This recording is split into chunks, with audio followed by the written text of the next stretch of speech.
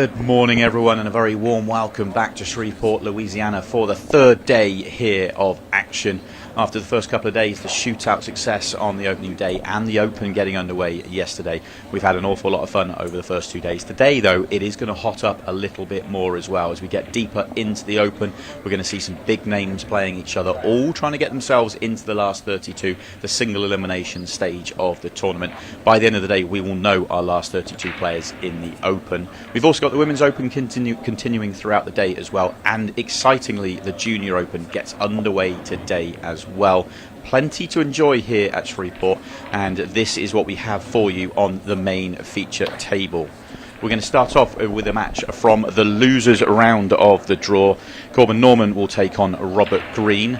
This is from the players that lost their opening matches. They have to then go into the losers side, where it is a minefield trying to get yourself into that last 32. You have to play an awful lot more matches to get there. Everybody that loses in the winners side then goes into the losers. So as we take a look, we can see on the winners side round 2, the losers of all these matches would then get into the losers side of the draw. The winners go through to the qualifying of winners round. Roberto Gomez will take on Tyler Styer. They've already played each other in the shootout, and it was maybe the most dramatic match we have seen all weekend long. And then Chris Meling, who was in destructive form last night, won 7-0 in under 14 minutes. Quite incredible from Chris last night. He'll take on Jeffrey DeLuna. Big matchup, that one. Shane McMullan will take on Mark Dimmick, and Chris Reinhold will take on Brian Colcott. And then a huge match, possibly the match of the round, Christophe Lambert taking on Darren Appleton, who was the shootout champion on Thursday. That is what we have to enjoy here on the main feature table. But of course, behind me, we've got 32 other tables, plenty going on. We'll keep you up to date with all the scores as we go out throughout the day for across all 3 tournaments. But we will be enjoying the action here on the main table after this short break.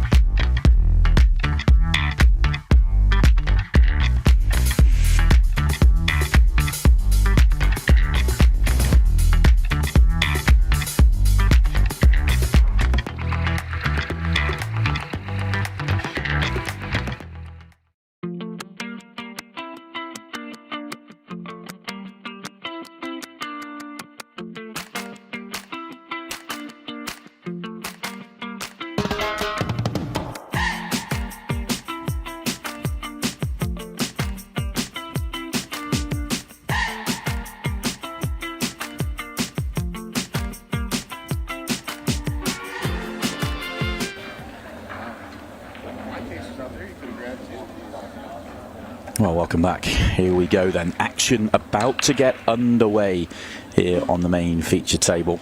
I have run from the arena into the commentary box, and we have got Corbin Norman taking on Robert Green. And really looking forward to this one, actually. It's great to get to see a lot more players at the event. These guys have had to come through the losers side, and so they've been out there playing, and they get an opportunity out on the main feature table, which is a challenge in itself. I'm really delighted to say, though, I've got a name that many of you, or a voice that many of you may well know. Joey A joins me on commentary for this one. And how are you, Joey? Good morning. I'm doing fine, Simon. Thanks for having me here. Hello, everyone. Hope you all enjoy this match. We're here in Shreveport Convention Center with Ultimate Pool. Going to have a good time here. We are going to have a good time. 50 minutes on the match clock. If you've been watching us throughout the weekend, you'll well know now that we have match clocks here. International 8-ball rules. Whatever the score is, when the match clock runs out, is the final score. If it is a tie, then it will be a 6-ball shootout. We have already seen a few of those throughout the shootout, throughout the weekend, actually, especially in the shootout. We did have one from the Women's Open yesterday as well. But we're underway with Robert Green with the first opportunity. A race to 6 frames, I should say, as well.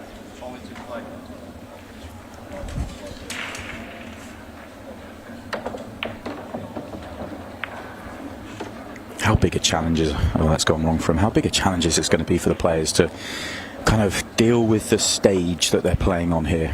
I was thinking about that myself. If I, not used to a time clock, 30 seconds is pretty quick. So you got to be thinking about the match the entire time and looking at the table layout as it changes to be prepared to make your shot quickly.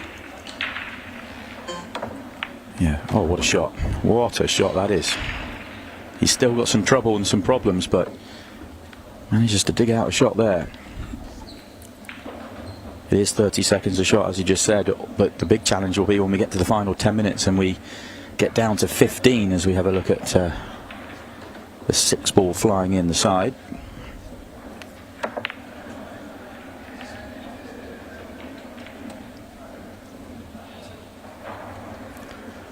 What's great about the tournament we have here, it is it's a straight race, it's an open draw, and you've got some world-class professionals playing in the draw and enjoying themselves against some amateur players out there as well, and the game can be enjoyed by everybody, and so far everybody we have seen has really just embraced it out there and had a lot of fun. Everything that I've seen and heard about Ultimate Pool is top-notch, and looking forward to hearing more things that are going to be coming America's way about Ultimate Pool. Yeah, plenty is on the way as well.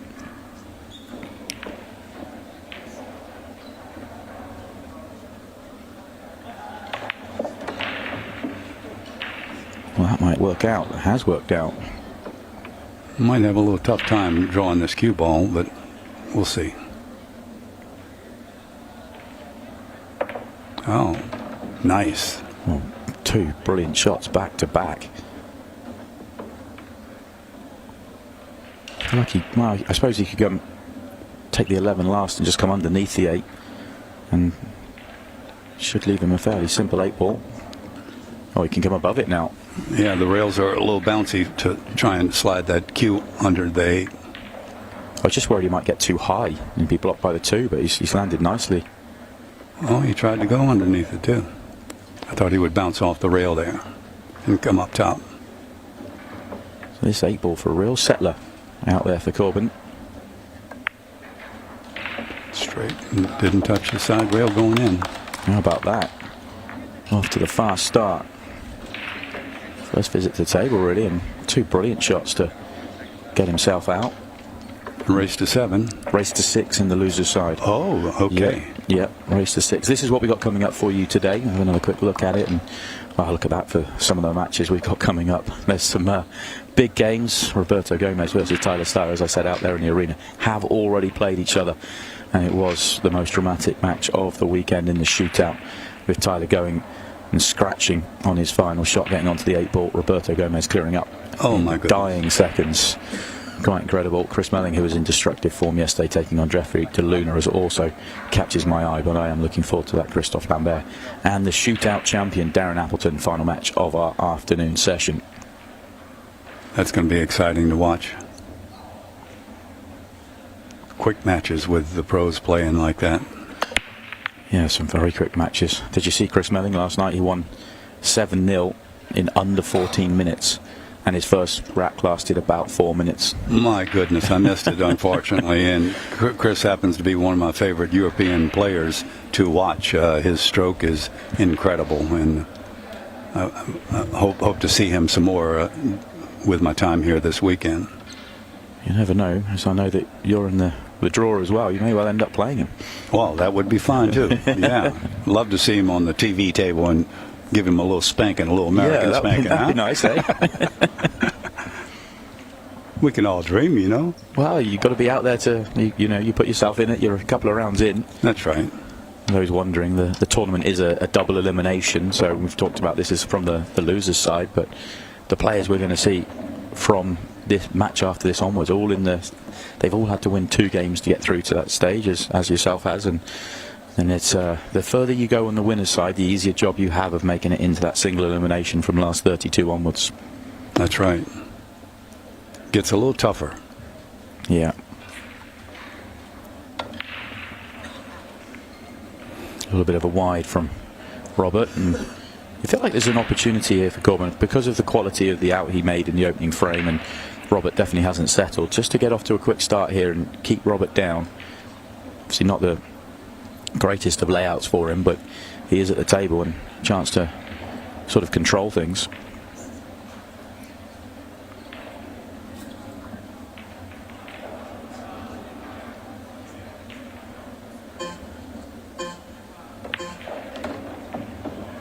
Just trying to move the balls there and just got a little deep into it and just misses them.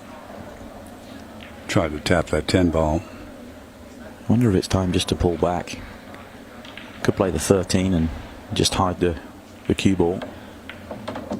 He's going to continue to try and be aggressive here. Might cost him.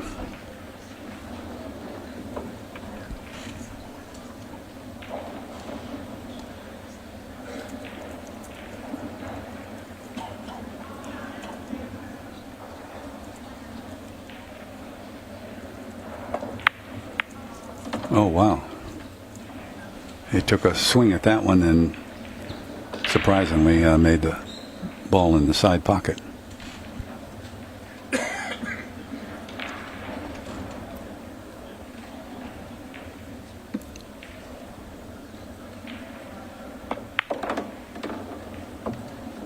Well, how much room is there for the 12? Looking at that, maybe tight, but he's got it in either corner pocket. Yeah, it must go one way. It's got to. I would. Oh, he's going to save the 10. Oh, he's going to try and nudge it. What a shot. Oh, not quite. It's a fine effort, but I think he has just given enough room. Or he's either made it perfect or he's made it worse. One or the other.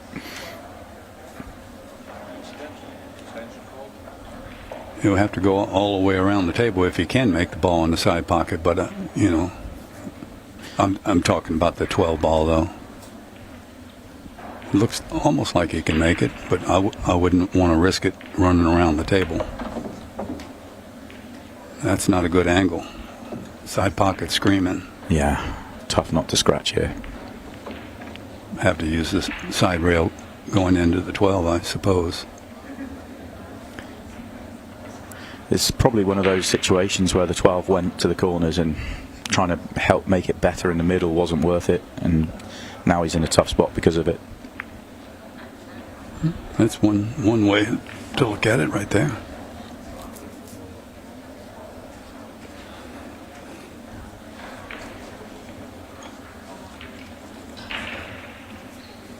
If he can make this 4 ball and lay the cue ball up on the 6 of the 1, he may have a chance to get out and even play a safety at the same time. He shot it hard. Maybe concentrated on the breaking the balls out more than the pot, and that's going to cost him the frame. Right.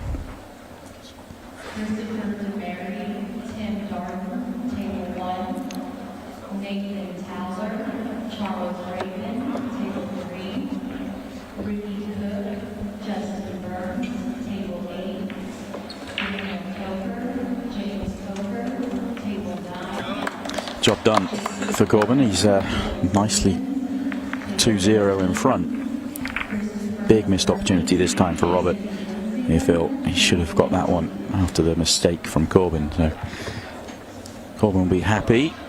He's only been playing for just over 2 years, so he's playing a good level for a player that's not been playing that long. It's that's for sure. Very impressive. You've just got to.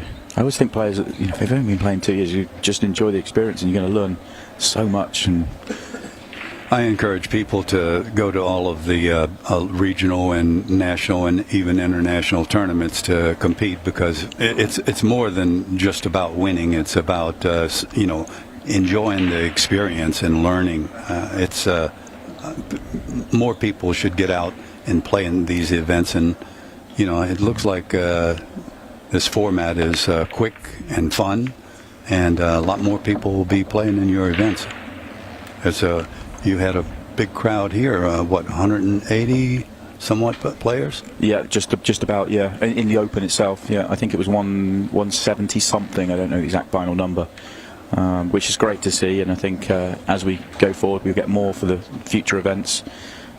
Dates to be announced, locations to be announced, but I think we're aiming at another 3 tournaments this year. Obviously, we've got the leagues coming in as well. A lot to enjoy. We really believe in Ultimate Pool USA that this is a fun format to play. We want people to enjoy it.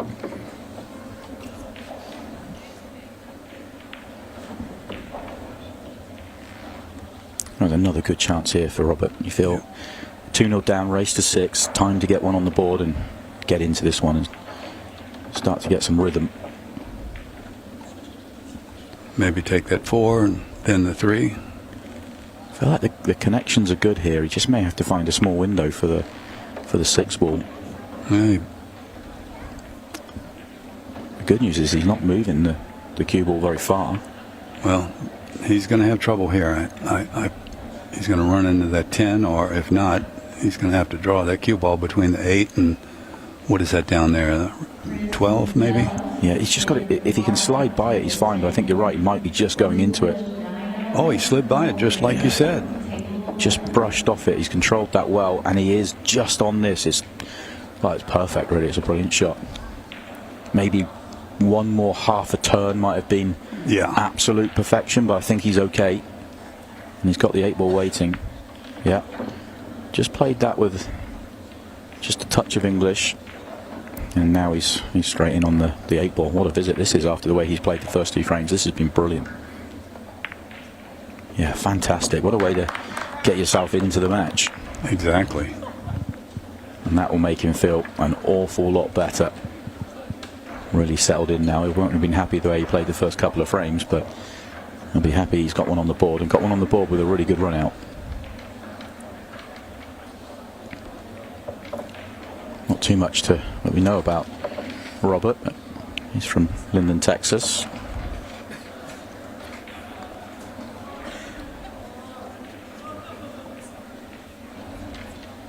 Has the next Ultimate Pool tournament been locked down yet, the location? No, dates and locations are still being kind of worked on until it'll be announced as soon as it absolutely can be. But there's a few behind the scenes. I know there's a few ideas and a few locations and dates, but not confirmed yet. But will be very, very soon.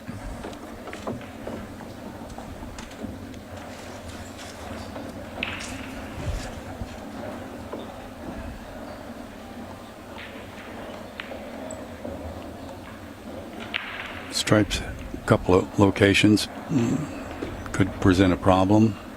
Solids, 2 balls, a little bit of a problem. Yeah, which one do you want to solve? That 2 ball looks a real problem to solve, really. He could shoot this 9 right now, and of course he's going to open up the 2. Now, if I was going to take stripes, I think I'd have tried for that run out there. Got the same shot now. The bigger problem for him is going to be the 12 and 14. They're just a bit awkward there.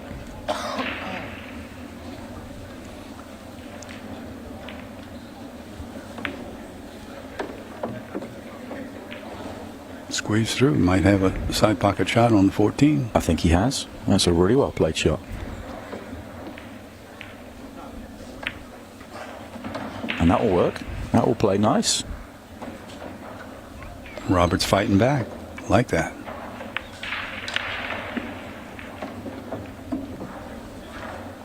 You have to say, both players have, after a slightly, well, Corbin made a beautiful out in the opening frame, and then he got a little scratchy, but both players have kind of found their. I think the early nerves of playing out on the main feature table may have gone here, and they may just be playing pool now. Although he won't be happy there. Just coming up, no, quite a bit short. Doesn't look like they've been affected badly by the shot clock either. No, barely seen the beeps. Oh, he's got himself a shot on the 8. Not easy. Can't take it in the side.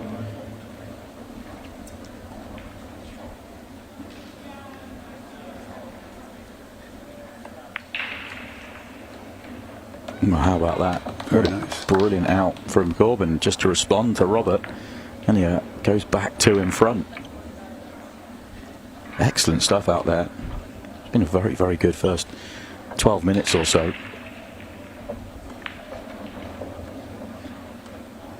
Obviously, tournament life on the line here. This is obviously from the loser side of the bracket. Loser is out. Winner marches on. But so much work required at this stage for whoever comes through. So many matches required to get themselves back into the last 32. Simon, here in a lot of the tournaments in America, we don't see that rack that's being used right now. What is that called? Yeah, the smart rack. Hopefully we'll get a good look at it. Hopefully after on the next rack, and I can tell you a little bit more about it. But yeah, the smart rack. It's a brilliant new design that's available. You can order it or pre-order it from Ozone Billiards, and it will be available very, very soon to get your hands on. But everybody that's used it has really liked it, really enjoyed it. The referees rave about it. Is it made of aluminum? It's a metal of some sort. I mean, I probably should know because I probably should be able to tell you a little bit more about it. But it's brilliant. The really solid kind of. It snaps back together, but it when it opens up and you can just slide, it just really works very, very well. Yeah, it only opens up a certain distance. Amount, yeah. But it's really well made as well. It's very, very solid. And yeah, I mean, I'm raving about it myself. And I don't even play anymore. It looks like the rackers have no problem in removing the rack with that piece missing out the back. I like that. I think that would be great for one pocket as well.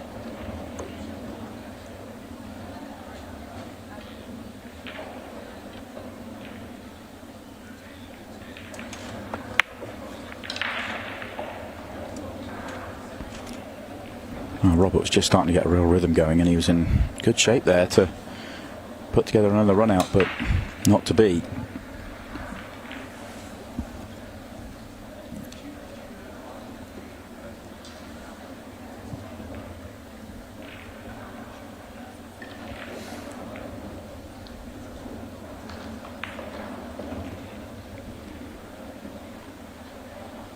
Corbin using the clock quite a bit more for this shot, just trying to work out his pattern. What's he want to do here? Causes extension just to get that extra 15 seconds. Both players get 1 per frame, or 1 per rack. Old habits die hard, I can't stop calling it a frame. I am English, I am from the UK.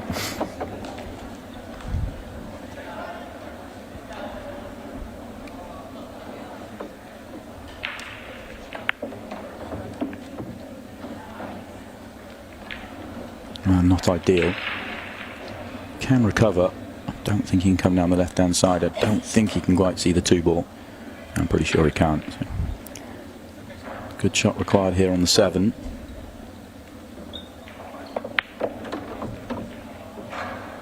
Slides by it, it'll be okay. Oh, I couldn't finish too much worse.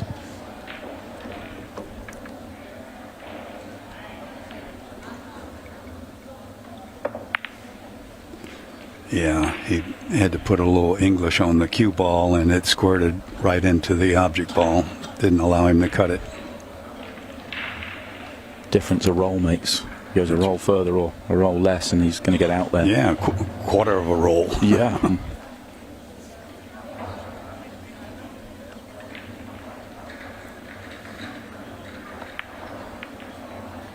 Ouch.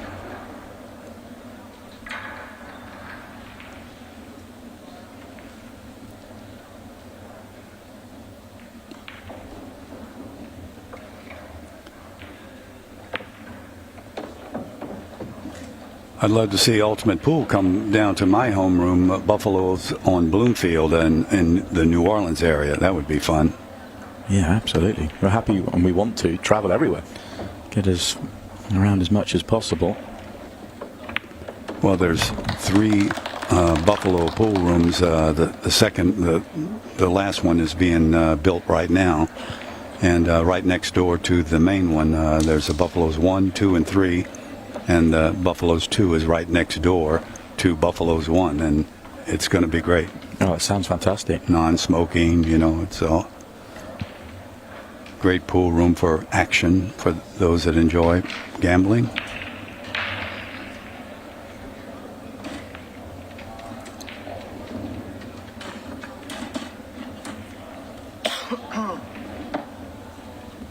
You said that's New Orleans? Yes. Yeah. Mm-hmm.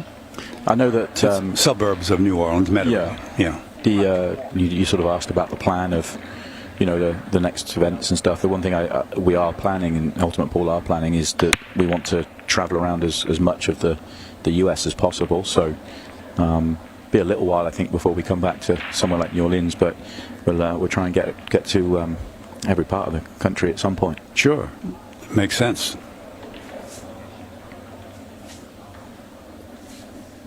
Well, I imagine you'll be going up to the northeast. Yeah, I think so. Highly populated area, I think that's certainly one of the areas we want to get to as soon as we can. But we really want to move around and try and give as many players as possible the opportunity to experience this new style of playing. I'm looking forward to, after the tournament is over with, talking with some of the local players and getting their candid opinions about the pluses and minuses and what they felt was good. The table equipment is incredible. I mean, all of the tables play exceptionally well. I'm impressed. Yeah, that feedback's hugely important as well.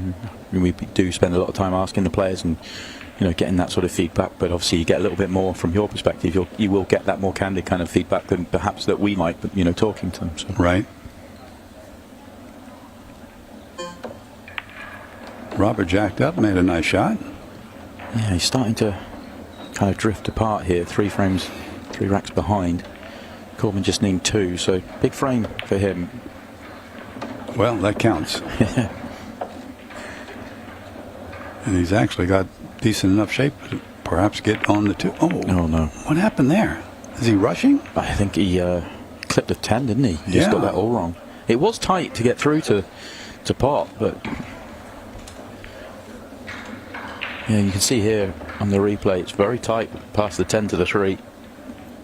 But he hit it solid as well. It wasn't like he grazed it. No, you're right. Hit those with a little outside English, with a little slow speed, and the cue ball will curve a little bit for you. That's not always one of the things that you want to do, but when you have to, you can rely on that. It has given Corbin an opportunity here just to run another rack and get himself 1 frame away. Might be just awkward here. May have to take the 10 long, which isn't a great angle.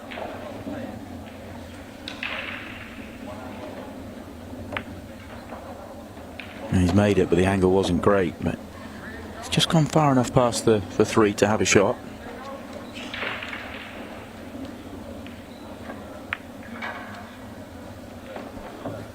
Rolled that one in, went a little bit too far on the 14 to do a stop shot, so now he's got a little work to do.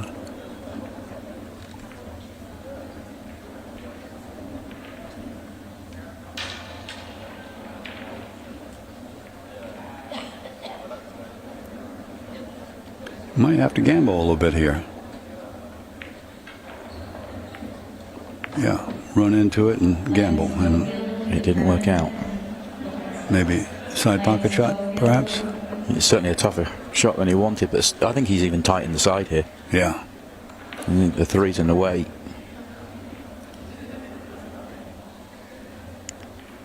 Hope perhaps here for Robert. Does he try to... Oh, he was trying to make it inside look like. It's just incredibly tight. Now, do we see a little stop shot on the 3 ball? A little safety? Well, he has to probably find a safety. He can't... There's nothing aggressive on. Well, nothing obvious anyway. Don't cut it too much and hit the 6 now.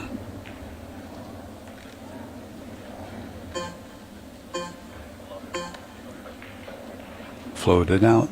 Yeah. Tricky part of the shot, making sure you reach the rail and just leave that little window. And that 8 ball can go in the lower right corner of your screen. Yeah, it means you can just concentrate on making the pot.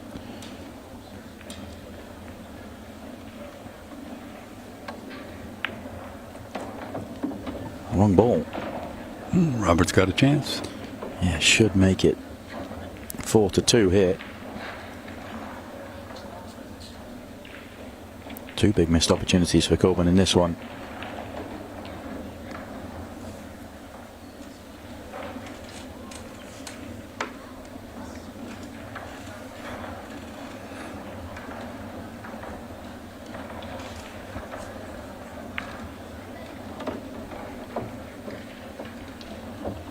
Cue ball in hand, that's a little disappointing to roll that one a little bit.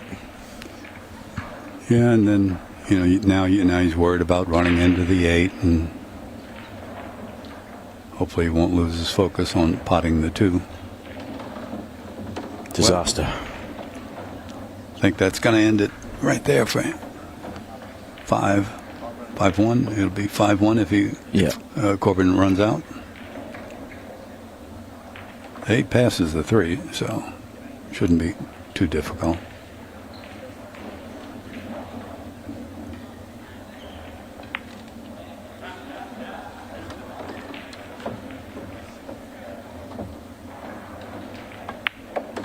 And it is going to be 5-1. You have to say that probably flatters Corbin a little bit. Roberts had his chances. He's just not been able to take enough of them. Corbin certainly played the better of the 2, but Roberts missed too many. You have to capitalize when your opportunity comes. It doesn't come that often in these short races, on 7-foot tables.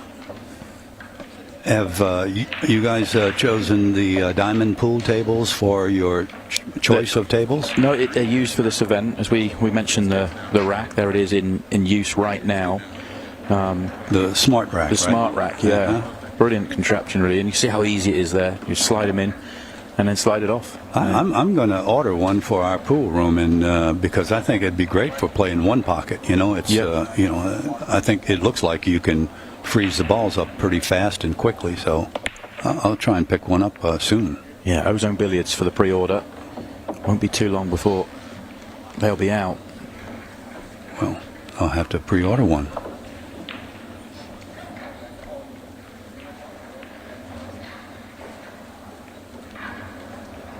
Last chance saloon then for Robert Green in the Louisiana Open.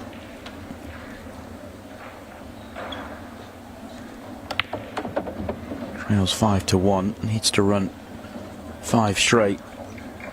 5 ball, bump that 13, move that 2 out. Good job, Robert.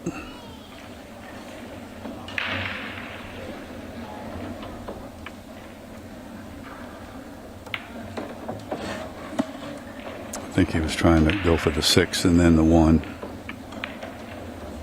I think I'd like to have done a 4 and 7 and then get on the 6, which he still can. He's going to come down for the 1, but I'm not sure these connect that well. He's going to have to shoot the 7, huh? Yeah, if he can shoot the 7 and get on the 6, then he can still get out. But going this way, it becomes awkward. Oh, he still has a shot. It's not great.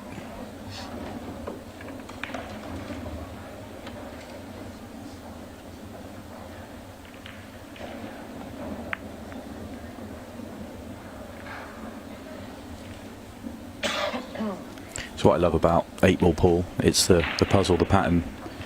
You know, there's maybe a route there where he could have kept it really simple and didn't have to work the cue ball at all, and just got himself kind of crossed a little bit, and then you're trying to find shots that's what makes the game hard.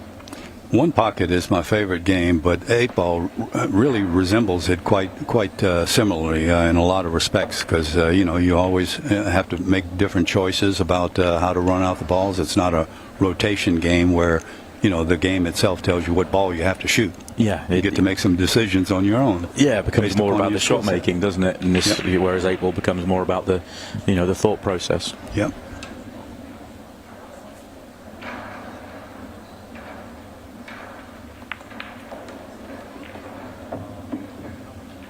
Is he going to slide by? Looks like it. You can see it. Can he see enough of it? Maybe. Hard to tell. I think he's lining it up. I think he's okay. He is. Just got the edge. He's okay. Just got the edge of the 8-ball. And it does slide in the side. Good job, Robert. Hanging in there. Doing what he has to do. Needed 2 chances there, but Coleman gifted him 1. That's Coleman's first opportunity to get over the line. That's gone, and I'm sure he'll get another, but first one has disappeared. As we take a look at some of the other live scores going on, you can check out all the scores for the whole tournament on Ultimate Pool USA. Check out the live scoring section. All 4 events that are running this weekend. Obviously the shootout's already complete, but you can go back and check out the results. But you can also see the Women's Open, the Junior Open, and of course the tournament we are focusing on right now, the Louisiana Open. These are all from the loser's side of the draw. The winner's side matches will be getting underway on the outside tables at 1:45. I think that's when you play yourself, and obviously we have the first of the winner's side coming up next. Roberto Gomez and Tyler Styer. Ultimate Pool solved one of the main problems that I've had for years with pool, and that is what's going on at the other tables. And now you've got that live scoring on all of the tables. I mean, that is super. It's you can sweat multiple matches simultaneously. It's great. It's really good because anybody can have a look at the draw at any time. Anybody can see where people are playing, but also the players themselves. I mean, I think a few players have struggled just to adapt to the changes, but it's just small problems, and but the system itself, it works beautifully because you turn up, you don't have to hang around for hours waiting, when am I next on or not. You just look at the system. I play at 1:45, great. Turn up at 1:45, it'll tell you your table. The tournament director will call you out, but you don't necessarily need to hear it. You can just look at the app, look at the website, and off you go to your table. Your tablet's waiting for you, and start playing. Yep. The modern world, get the technology to work. It's certainly a huge part of what Ultimate Pool are trying to do. Well, years ago when I did some commentary with Inside Pool magazine, the fellow that was doing the live streaming had some experience in television, so he would walk around the pool room and get scores on different matches, and then feed that to me or Grady Matthews, and we would be able to share that with the public. But you all have taken that job away, and that's fantastic. Yeah, it's there for you to see all the way through.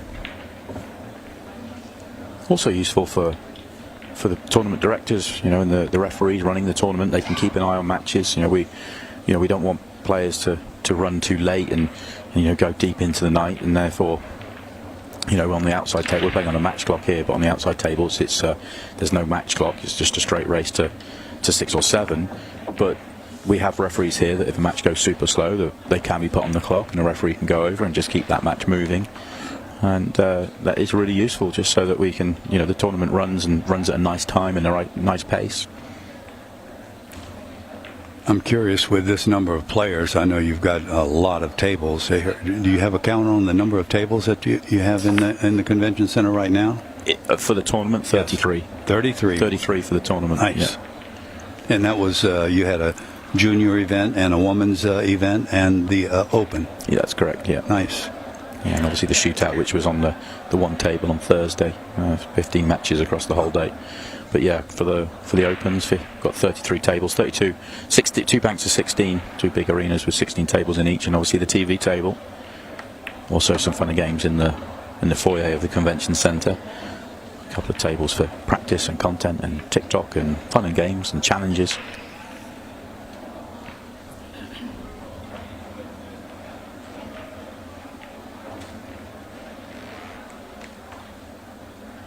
Well, another opportunity has got away from Corbin, although that was a much trickier one than the previous frame. So Robert's got a chance here. Get himself another on the board and maybe start to make Corbin look over his shoulder. Float over there for that 10 ball right after this, I hope.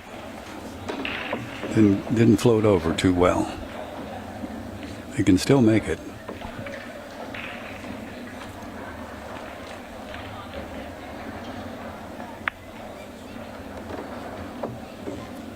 Yeah, that's nice. Does he draw or follow? Could have got a little closer to his work, but very makeable. The rails are very fast. When that cue ball, when he cuts this 9 ball, I'm not sure at this particular angle, but on those steep angles, boy, when it grazes that object ball and goes down to the rail, you better have your speed control down pat. Even there, look at this. Yeah, just what I'm talking about. Yeah, brilliant call, really. It's hard to control. Little safety coming up here. Just nudge the back of the 8 and touch the rail, and he's thinking more expansively than that. Here we go. What's he got for us? I'm with you. I'm touching it, touching so lightly and just letting it hit the rail and freeze back up on the 8. Come on, Robert. I'm just having a word with our referee, Scott Price. Not sure what that's about, but that doesn't look good. No. Foul's going to be called that. Yeah, cue ball went straight through the object ball. His cue stick pushed the cue ball right through. Yeah. Double hit, triple hit, many. Yeah, more than once. And that could well be that. As if, well, maybe just left this a touch straight, but it should be fine. I bet Robert would rather play the safety now. He was straight enough actually to go short side. So 8 ball for the victory here for Corbin Norman.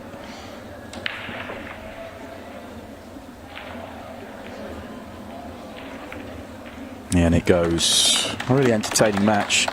Robert had his chances. Well, they're not shaking hands, which is strange because the match is over here. Slightly confused, yeah.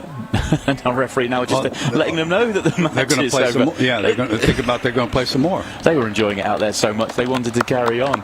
It was very entertaining. Robert did actually put together a couple of nice moments out there, but Corbin certainly played the better ball and a deserved winner. Look, Joey, thank you for joining me here on commentary. Very good luck when you get out there and you play in your next match, and we will see you all after this short break. I'm going to run out there and get a few words with Corbin, and then we've got some big matches on the way. Plenty to enjoy. Stay with us. Thank you, Simon.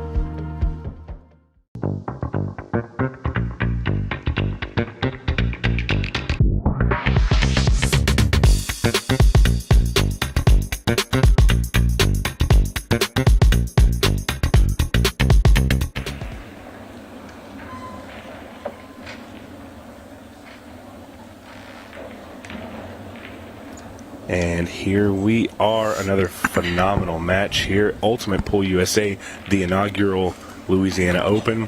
What better of a match than a little bit of a rematch from our Louisiana shootout? Roberto Gomez and Tyler Styer. Stephen Wyatt here with Ultimate Pool USA, joined alongside with Ultimate Pool Pro Shane Thompson. Shane, how you doing, man? How you doing, Stephen? You all right, mate? I'm wonderful. This should be a great game. Yeah, really. This is a clash of the Titans here. Oh, But either these could be in the final, couldn't they? This could be the final. This absolutely could be the final. And we saw them play in the Louisiana shootout, and this was the nail-biter match where Roberto Gomez on off of Tyler's in-off scratch. Roberto came running to the table, cleared the table, and made the match. So Tyler's looking for a little retribution here, and he's going to get a good shot at it with the scratch on the break. Tyler just needs to open up the 4-ball.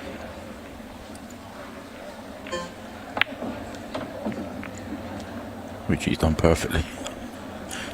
Yeah, a great really, shot. really open the ball up. What do you think here for the 6? Do you think he's going to try and... Does the 6 go past it, or is he just going to play the 4 first? I think I played a 6 in the side. Okay. I draw off the 3 and then 6 in the side. I think the 4 will pass the 14. And really, if he doesn't like the 6 in the side, he can shoot the 4 and just squeeze in between the 6 and the 13, and he'll set up for the same pocket for the 6 ball. That's right, yeah. So he's got a few options depending on what angle he gets. And if he does play that, he can play that the last two balls as well. So you play the 3 up for the 5, then the 1. Making a nice little circle around the table, yeah. He just really needs to... The only thing I don't like about that, and he doesn't really have any other options, but you have one chance to get the right angle on the 4 ball. Yeah, but he's got a big window there, so he should be fine. He has a good cue ball as well. This is the first time we've had you in the booth. What do you think so far? I mean, you've played in the shootout. You've played on this table a couple times. I think for anybody who's not familiar with the name Shane Thompson, especially in the USA, I think they know it now. You've had a really good showing here. What do you think? Yeah, no, it's been great. I enjoyed the game. I could actually see myself playing this full time, to be honest. But yeah, we'll have to just see what happens. Absolutely. Well, Shane Thompson, of course, a very, very decorated Ultimate Pool Pro. You're a 4-time series champion. 4 times, yeah. Could have been 5, but my old mate Chris got me in the final. Oh, Mr. Meling there. Yeah. Well, then he's not a bad guy to lose to. Heard he plays pretty He good. just seems to do me everywhere I go. So. Well, and Tyler here got the angle on the 4. Oh, and he opted just to play the simpler shot, just to run into the 13. I for one, I don't like to be tree-topped. Very difficult shooting over this ball, especially playing all-ball fouls. But he's Tyler Styer. Yeah, he's a favorite. Just have to make sure you don't overrun this now. It's easy to overrun this. Especially when you're that close, right? Yeah. Oh. Well, and he hit that one just a little shy, and it can be hard to work out the angles when the balls are closer. Yeah, I'm surprised he didn't come back out through the gap and play the 6 in the same pocket as the 4. Well, Roberto here has an opportunity. He plays the shot that he needed to play. I don't think we're going to see Roberto miss here. No, he's been really clinical this week. And off the scratch on the break, we really didn't expect to see Roberto back at the table. But he has an opportunity here to take back the rack that Tyler was trying to steal. And how important is the first rack in these situations? The races are races to 7. The first rack has got to really give you that big confidence boost, right? Yeah, it gets you settled into the match, and you get your arm going. Conditions, obviously, this table particular plays different to the outside table, so yeah, first frame's huge. First rack, sorry. Terminology's all over the place. I've said pot the ball multiple times, and that's something I've never said before, so it happens. We're just feeding off of each other a little. That's it.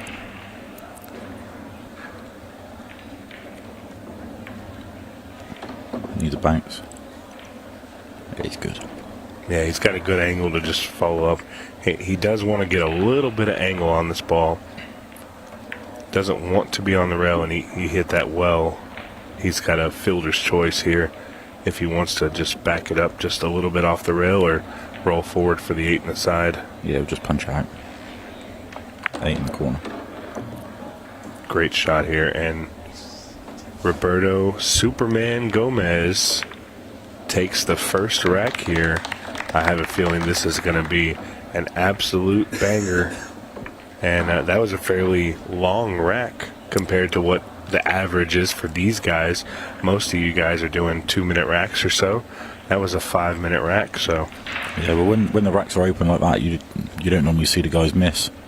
So just a look at what's going on here, looking out and seeing some of the matches going on. Local players, Chris Mizell, Denver Clark tied 1-1. Daniel Tokar over James Coker 3-0 right now. And Luca, who is a junior player, Janino, he is playing Colton Rager, and he's up 3-2. We'll take a look at some of these other matches going on. Tim Darden, we got to see him on the TV table last night against you. Unfortunately, you were in form and sent Darden to the loser side 7-0. Yeah, he was a bit unlucky, really. I think he underhit a few balls, and I think he had a chance, the first chance every frame apart from the last rack. He potted well. I think his patterns were a bit ropey, but yeah, no, he looked like he could play. And a big break here from Tyler. Ball goes down. The real important part of this table here is the 8 ball. Locked up between 2 stripes. I think he could play the 3 off the cushion, bump the 8 to then pop the 6. And then you won't need to worry about the 4 either. Or some of it. Yeah, the routes these guys go and the way I go is a bit different. Well, I think this is the play here. And I think actually he doesn't have to touch the 8 ball. But I think he's going to, just to be safe. He needs to draw the cue ball out though, just in case. Don't want to stick on the 8. Yeah. Nice little touch there. Moves the 8 ball all the way out. Now he kind of landed in the 50-yard line on everything. Yeah, it's not ideal, but I think he's still good. Going to take the 3 ball in the top left. And I think he may just try and hit it nice and smooth to hold for the 1. Hit it well. And here it's just a matter of preference, really. After the 1 ball, You just stop it dead. Shoot the 2 ball. 7 to the 4.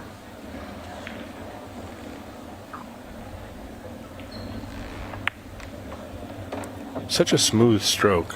Him and Chris Meling both have that fairly long pause before they follow through, but the smoothness is top notch. It always looks so magical to watch.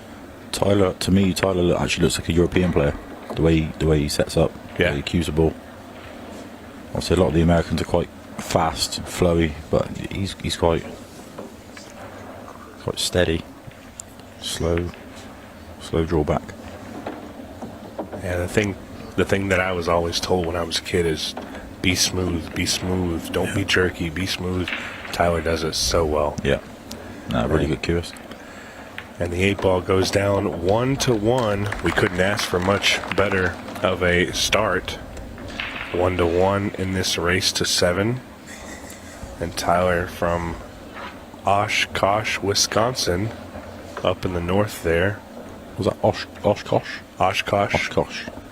Of course, we all know Tyler, very decorated player. Roberto Gomez from the Philippines resides in Houston now. Been running around the U.S. for a while. These guys are not strangers to each other at all. Yep. They've played probably hundreds, if not thousands of times.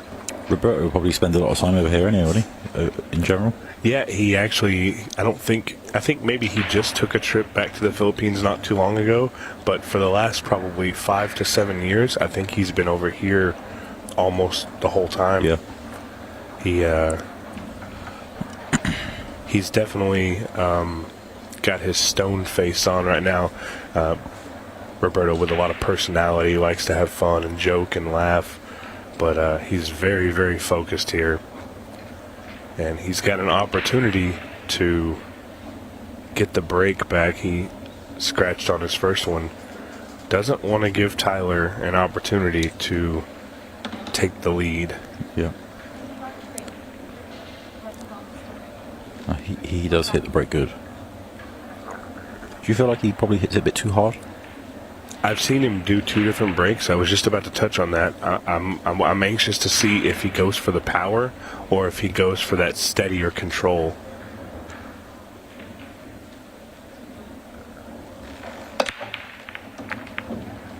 That was actually a lot softer than he has. Yeah, and he's kind of been swapping back and forth there, and I almost expected that to be a little bit of a softer break, and that's what he ended up going with. It didn't really work out in his favor here. That everything's a mess. Yeah. This could be a 6-7 minute rack, depending on how it goes. He didn't seem to connect that great. I think maybe he didn't get the head ball contact the way he wanted. Yeah. He's got a chance to break everything out. I thought he'd go about that a little different, but Yeah, I thought he might have gone into that little cluster. and here Roberto cueing low. Just a little drag out, and he hit that one a little funny. I think he really wanted to drag outwards rather than a little forward. I wonder if Is it on? the 11 and is it 11 and 12? Oh, it's on. Yeah. Very creative, good shot, and that right there Is why you didn't go into him. Yeah, that's the key. That was a great shot. Just going to draw back for this one. That rack looked horrible, It Shane. did, yeah. It looked horrible, and he was able to make something out of nothing here. Yeah. It's good vision to see that as well, because we didn't see that from here. And we have five Yeah. 5 different views to look at. Yeah.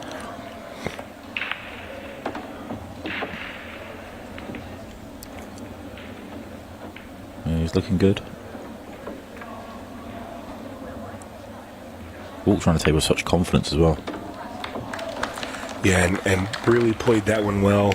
Really found his way in that rack. It started off, and we both agreed that it looked horrible. Yeah. He didn't seem to have much trouble with it after the first shot. Was able to get it down. So 2-1, Roberto Gomez.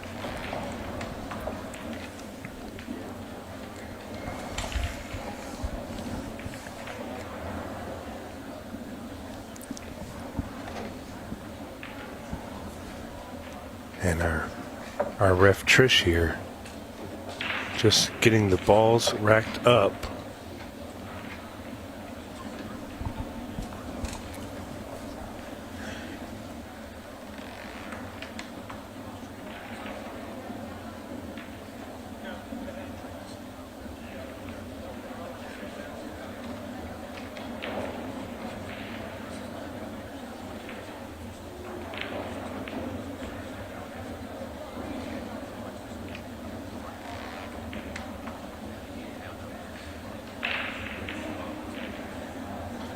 And Roberto here. Roberto is a little famous for making silly faces while he's sitting in the chair. Yeah. I was just kind of cracking up over that. But Tyler Styer here, down 1 rack. Tons of time. Again, I don't think the match timer will come into play here. Maybe the 10-minute shot clock. The 15 the seconds, 15-second shot clock. That might come into play depending on how these racks lay out, but it's not expected between these two guys. Oh, he's hit that good.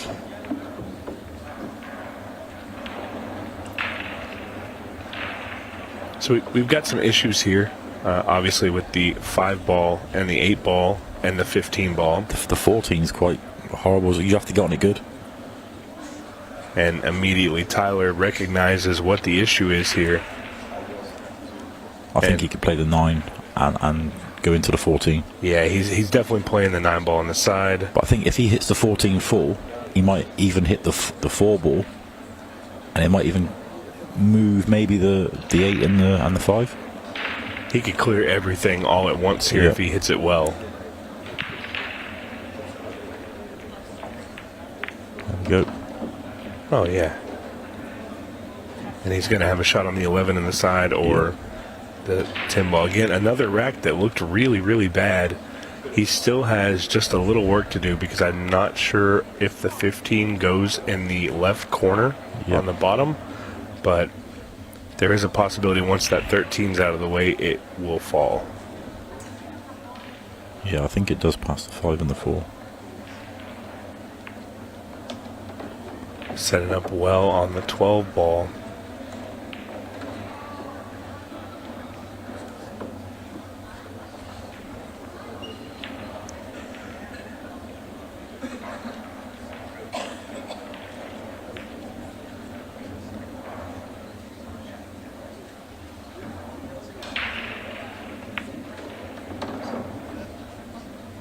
Oh, and what a good angle here. I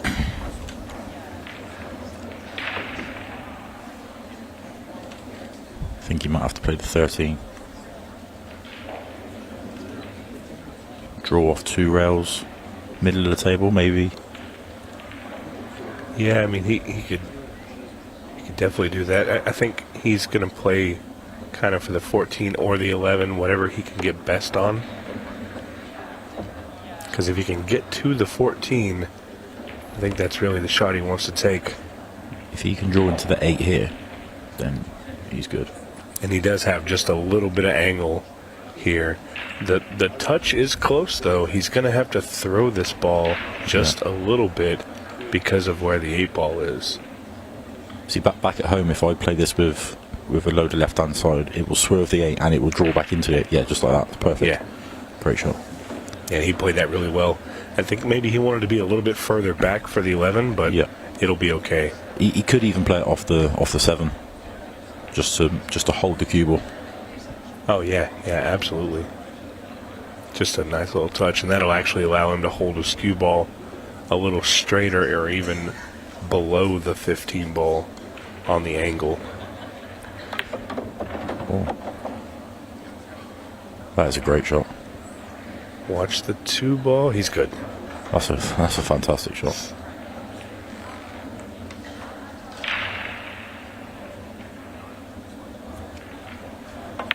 That's a shot that you play when you've been playing this a long time. Oh yeah. I would never dream about playing that shot at the moment. Well, again, this match is going kind of how I thought it would. Other than the very first rack, we've seen, is it now 3 breaking runs? No, Tyler went dry the first rack. So 2-2, and then Roberto broken ran. Yep. Or no, Tyler broken ran. Tyler broken ran. Roberto broken ran, and Tyler broken ran. So 4 racks. Oh yeah, cool. And only 3, and only one full inning there. Yep. So this is interesting. Tyler Styer, Roberto Gomez. If this continues, Roberto will have the advantage breaking Hill.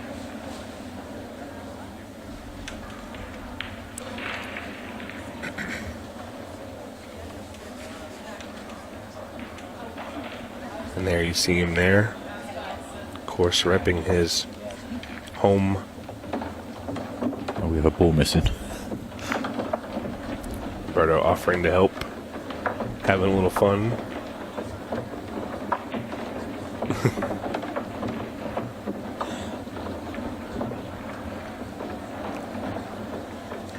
Tyler here wearing that jam up jersey. And Roberto wearing his Bogies Billiards. That's a nice pool hall in Houston, Texas, where he is the house pro. I think we still have a ball missing. Yeah, not sure what's going on here, but we'll get it all worked out. So let's talk a little bit about all the stuff you guys are doing over there. So I heard some cool stuff about y'all have like a last man standing, like a it's almost like a battle royale call out type system. It's kind of like a WWE Royal Rumble. Yeah. So obviously, if you, let's say myself and you got drawn out the first match, the winner would have to win another 2 matches after that to get put back in the ball ring sort of thing. The players lounge, and then another 2 players get drawn out. Gotcha. And then there's a situation where you win the match, you can call somebody out. You can call someone out, or you can just let the computer decide. But I think a lot of the time, people just call someone out. Yeah. This sounds very, very fun for me. Like, I would love to see this over here. I think it could happen here. Yeah, definitely. I think that style is definitely something I would love to see. So yeah, it would be good. And just trying to get everything worked out here. I think they've got it covered here. Yeah, I think they got it covered here. I'm counting 15 here. They found it there. Yeah, I think Roberto put it in his pocket or something. That wouldn't surprise me. He's a character. He is super nice guy. Yeah, very nice guy. He's got a lot of respect for everybody in the game.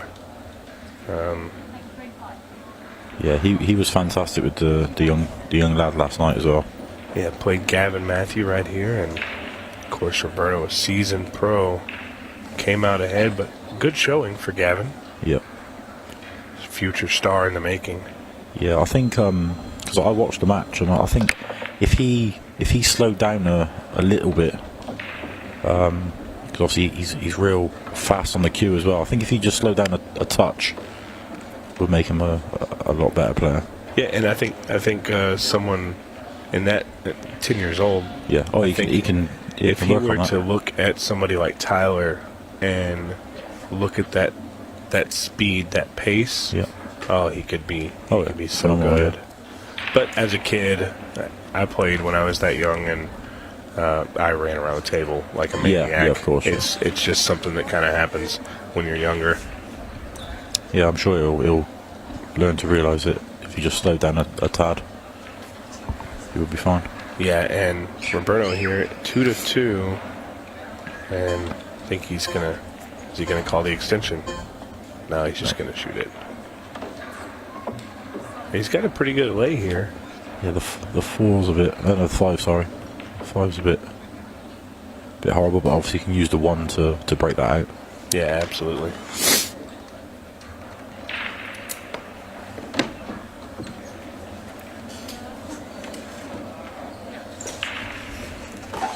Unless he can just roll the 2 in and then maybe play the 1 off the 4 into the corner.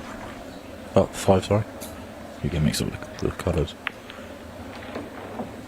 We were talking to Cleve the other day.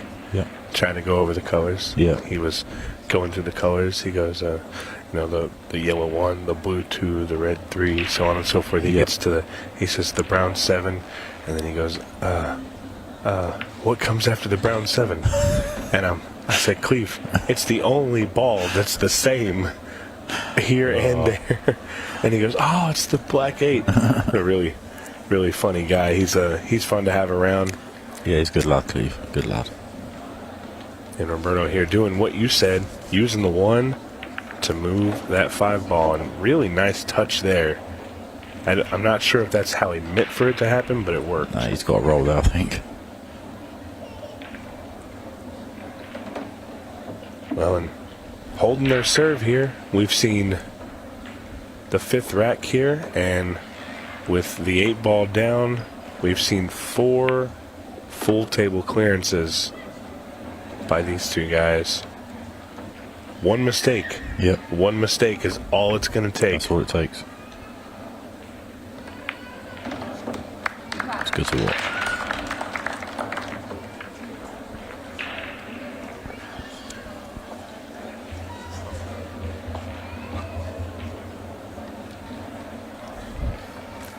Yeah, and Roberto here really feeling good on that, especially being able to hold serve. Again, these guys are getting out of tricky racks. These aren't, as Chris Meling would say, Mary Poppins racks. It's not the easiest runouts. No. They're really making things happen, so Yeah, they're having to work for their racks. doesn't get any better than that. And there you see Tyler Styer, baby-faced assassin. Very, very poised, calm. How old is Tyler? 'Cause he looks so young, but he's been around forever. He is very young. I don't know off the top of my head, but I believe it's going to be low to mid 20s, maybe 25, 27, I guess. Feels like he's been around forever. Yeah, he's been on the scene for a while. He was very, very young when he first started playing. So a little older than I thought, but again, he's been around for so long. I think he started really being on the scene around 22 years old. Okay. He's 29 now. Just got confirmation on that. So 29, so that makes sense. About 7 years on the scene, around 2018. Still looks the same. He's crunched that break. I don't see any major issues here. I think it's all on the first shot.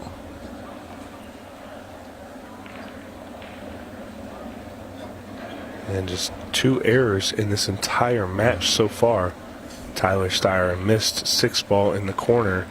Roberto Gomez on the opening break, a scratch. I think if the 3 goes past the 11, I think solids are the suit. And start with the 7-ball up in the top left. No, I think I go 3-2. We're going to start 7, with the 3. and then you've got the 5 and the 1.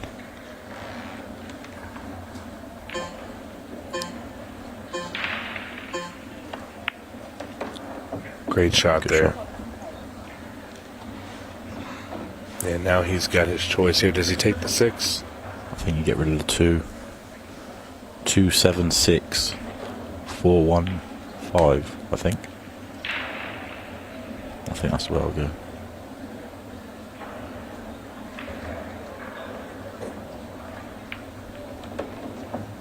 Maybe slight deviation there. Maybe He's a bit straight. maybe 6 to the 1 now.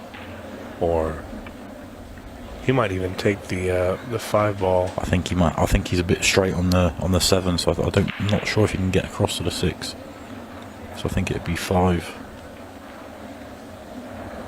and draw back right for the gap. Yeah, 7-ball here. You just see him stop that ball. Now he's got good angle on the 5-ball.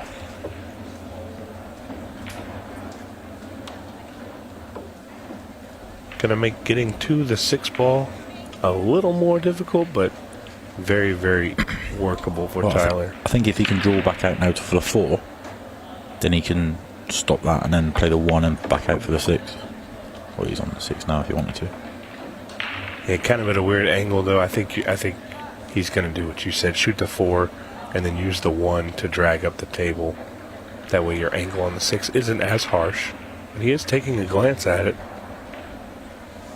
I don't know if I'm playing the 1 now. So I think we're going to see him go 2 rails around and split the gap between the 4 and the 8 here. Just like that. And A little straight, but you can force an angle. yeah, just wants to make sure there's a couple red zones here where the 14 and the 15 can come into play. He's got a big open spot out there. That's where he needs that cue ball. Doesn't want to underdo this one. Yeah, good shot. Could have fared to be a little bit further out, but he'll be okay. Yeah, the 8 goes long as well if he falls a bit short.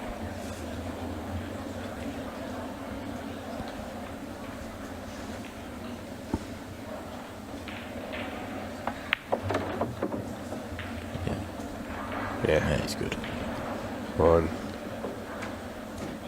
Once again, a great run out by these two. This has really been fun to watch. Top level pool.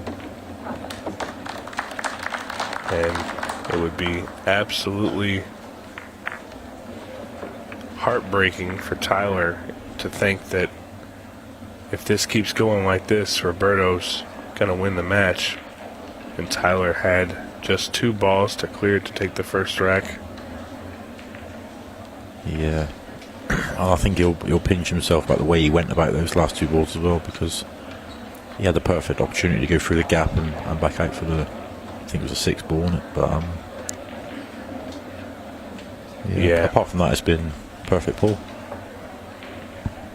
But you know, these guys, they're always going to find the, you know, really the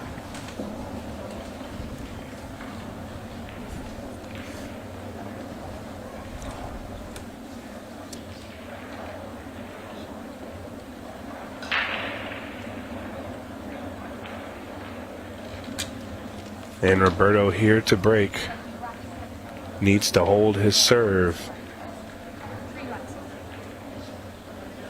Nothing bad, a ball down.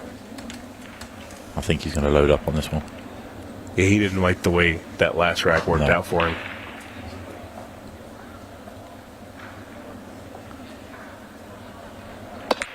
And you called it. Yeah. Big break there. Everything moving. A little bit of an issue on the 2 and the 10, but the 2 ball, I believe, passes in the corner to bottom left. And I think the 10 ball goes right if he decides to go stripes. If the 2 ball doesn't pass the 10, go into that corner, I think you have to take stripes here. Yeah. And I don't really think he's taking a glance at it here. I do think stripes is the way to go. He's going to call his extension. Really the first time that he's not had a fairly planned run here.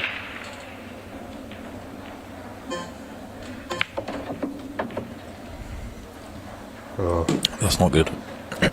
Yeah, the angle he's got is not going to be helpful for that. I think I would shoot the 9 here. Well, could he not bump the 2 off this shot?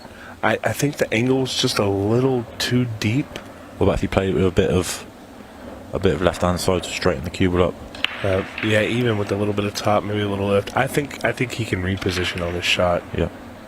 And I think that's the way to do it. You're going to use this 11 ball, cut the 11. It's a little bit steeper than he wants to be. But you've only got one chance now, haven't you? If you don't get it this time, then you're pretty. Yeah, you're in trouble. But the nice thing is if he comes up short, he can play into the rail after he shoots the 12. Yeah. He's going to get the same angle. He's got a little better now. Now I think he can He can get play the bump. shot. Yeah. He's going to want to cheat the pocket to the left side just like that. Oh, no. That's no good. This could be the mistake we were on about. Yeah. And Tyler, I'm sure, is salivating in that chair, waiting for his opportunity to get to the table. There's not even a kick shot available, I don't think. It doesn't kick anywhere. You're looking at the banking to the side. Well, Roberto's very creative. Now, this is a close shot. He's going to have to come into it at an odd angle. He does not have an extension. No, that slid so much. Tyler's in complete control of this rack now.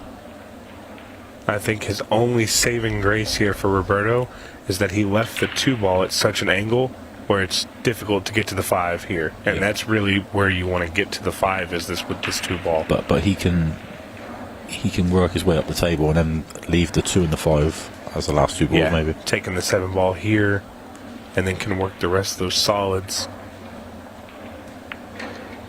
And he'll just have to get good on 1 ball, and he can steal this rack from Roberto and possibly steal the match. Yep.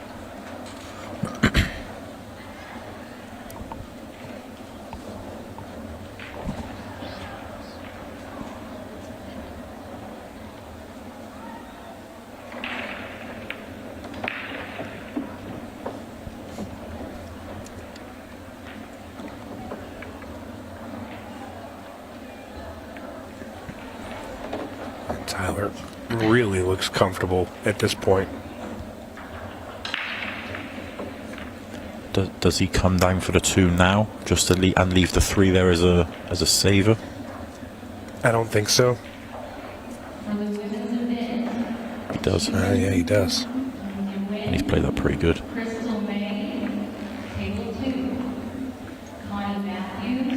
That's a good call there. Making sure that way if he doesn't quite get there, he's got another opportunity at it.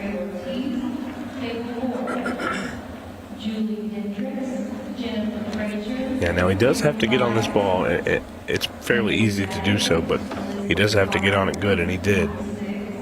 Does he play this in the side, or does he punch out at the top? I think playing in a corner, you risk running into the 8 ball and something silly happening. I think he's just stunned through the gap of it. Oh, no, he's going side. No, he's not. He's going corner. He's going corner. He's just going to stun Stunned through the out. gap, yeah. I don't love it, but I'm not as good of a player as Tyler is. He had no issue. I think I would have rather punched off the side rail just to come back at the middle of the table. Yeah, he's a little straight. I think the punch on these tables, this table particularly, even with the pockets being a little bigger, I think punching the ball is a little risky, just because you risk that bobble. Yeah, maybe. But it came out well, and Tyler Styer looking to steal the rack and the match from Roberto Gomez. Goes up 4-3. What a fantastic match this has been so far. 1 mistake each. And really, Roberto's first break with the scratch, we thought that would be an automatic rack for Tyler. But his simple mistake there cost him that rack and put Roberto back in there. And now Roberto with his first mistake. I can't really count the scratch on the break as a mistake. No. Because it was kissed in 2 different sides. So yeah, if it's straight in, then it's a mistake. yeah, it's an unfortunate, but it's not really an error. Yeah. So both players with 1 single error in this match so far. Roberto really thinking about that one, how he got in that position, because he did lay well to break that ball out. Yeah. I think he just underhit it. I think you should have put a little bit more pace to ensure that they separate. Yeah, the 2 need to be hit a bit more full. In this match, this is a race to 7. A lot more time elapsed off the clock than I would have expected. We're sitting just over 25 minutes. So that means 25 have elapsed. It's yet to be seen if we're going to get to that 15-second shot clock. And if we do, it'll almost certainly be the last rack. Yeah. We almost saw an 8 ball on the side there, but in this format, it does not count as a golden break. Only in the shootout is the golden break a win. Tyler taking a glance back at the clock there, seeing where he's sitting. And he's got kind of a weird shot here to start off. Wants to break the 6 ball out. Oh, thought you missed that then. Used all of the pocket there. Haven't seen such a good 3-rail bank ever. All jokes aside, it was a great shot there to move that ball, get the 6 ball opened up. The 2 ball, I believe, is going to be his next shot. I think maybe he would have liked to have shot the 5 here. Yeah. On his next shot. The 5's a bit of an issue. But being on the rail, he's going to have to go forward here, so going to have to figure something else out for that 5 ball. Really only has 2 pockets that it can go in comfortably, the bottom left and the left side.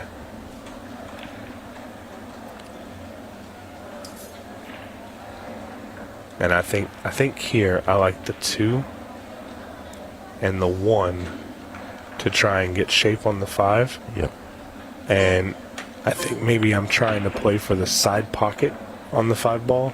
That way, if I don't quite get it, I have the 4 ball.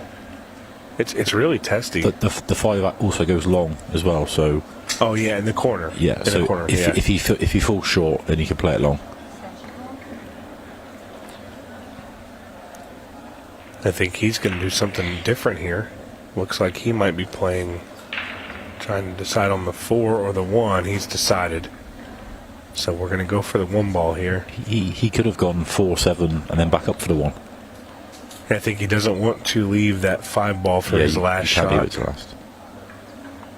He's got to attempt to get something on the 5 ball here, and he's got it. This is not the best angle. I don't think he can go to the side here because I think he'll be running into the 13. It could get a little wonky. Yeah, he can run down the table now and play the 7. You think he's got that much angle? Yeah, he's good. Just watch that 13 ball. Oh, he came this side. Okay. Totally blanked on that one. Yeah, no, that's perfect. Good call there, Shane. 7 ball, you're just going to stun over for the 4 in the same corner. And Tyler Styer looking to run away now. Just looks so composed all the time, doesn't he? All the time. This is something that I've always liked to see, especially in some of the longer races, when the races are, very long, 25 or 30. Yeah. I love to see the percentage on your opponent made a mistake. How many racks did it cost him? Yeah. Right? So the cost of your mistake. Roberto made 1 mistake, and instantly it cost him 2 racks. 2 racks, yeah. And that's a big swing. It's huge. In a short race to 7. In a race to 7, yeah, it's huge. So, and then Roberto's really got to, 1, he's got to make a good break, and he's got to have a good shot. And then 2, he's got to hope Tyler makes a mistake. Yeah. And that's the part that's hardest is... Yeah, because he's broken serve now, hasn't he? So it's tough. Yeah, I don't think anybody has broke better than Tyler Styer. Yeah, he's hit the break good.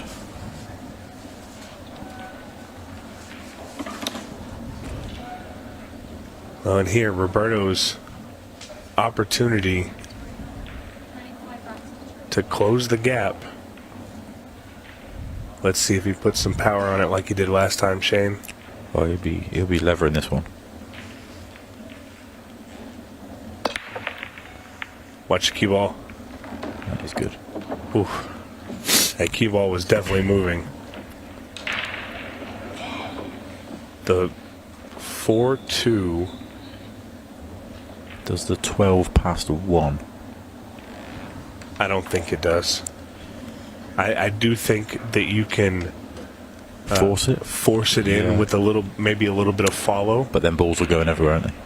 You're going to have balls running around. Well, on this first shot here, I would actually, if you're going to shoot that shot, I would shoot the 11 and come up at a little bit cleaner of an angle. Yep. And you shoot the 12 to make the 1 and force your cue ball into the 12. It's a very difficult shot.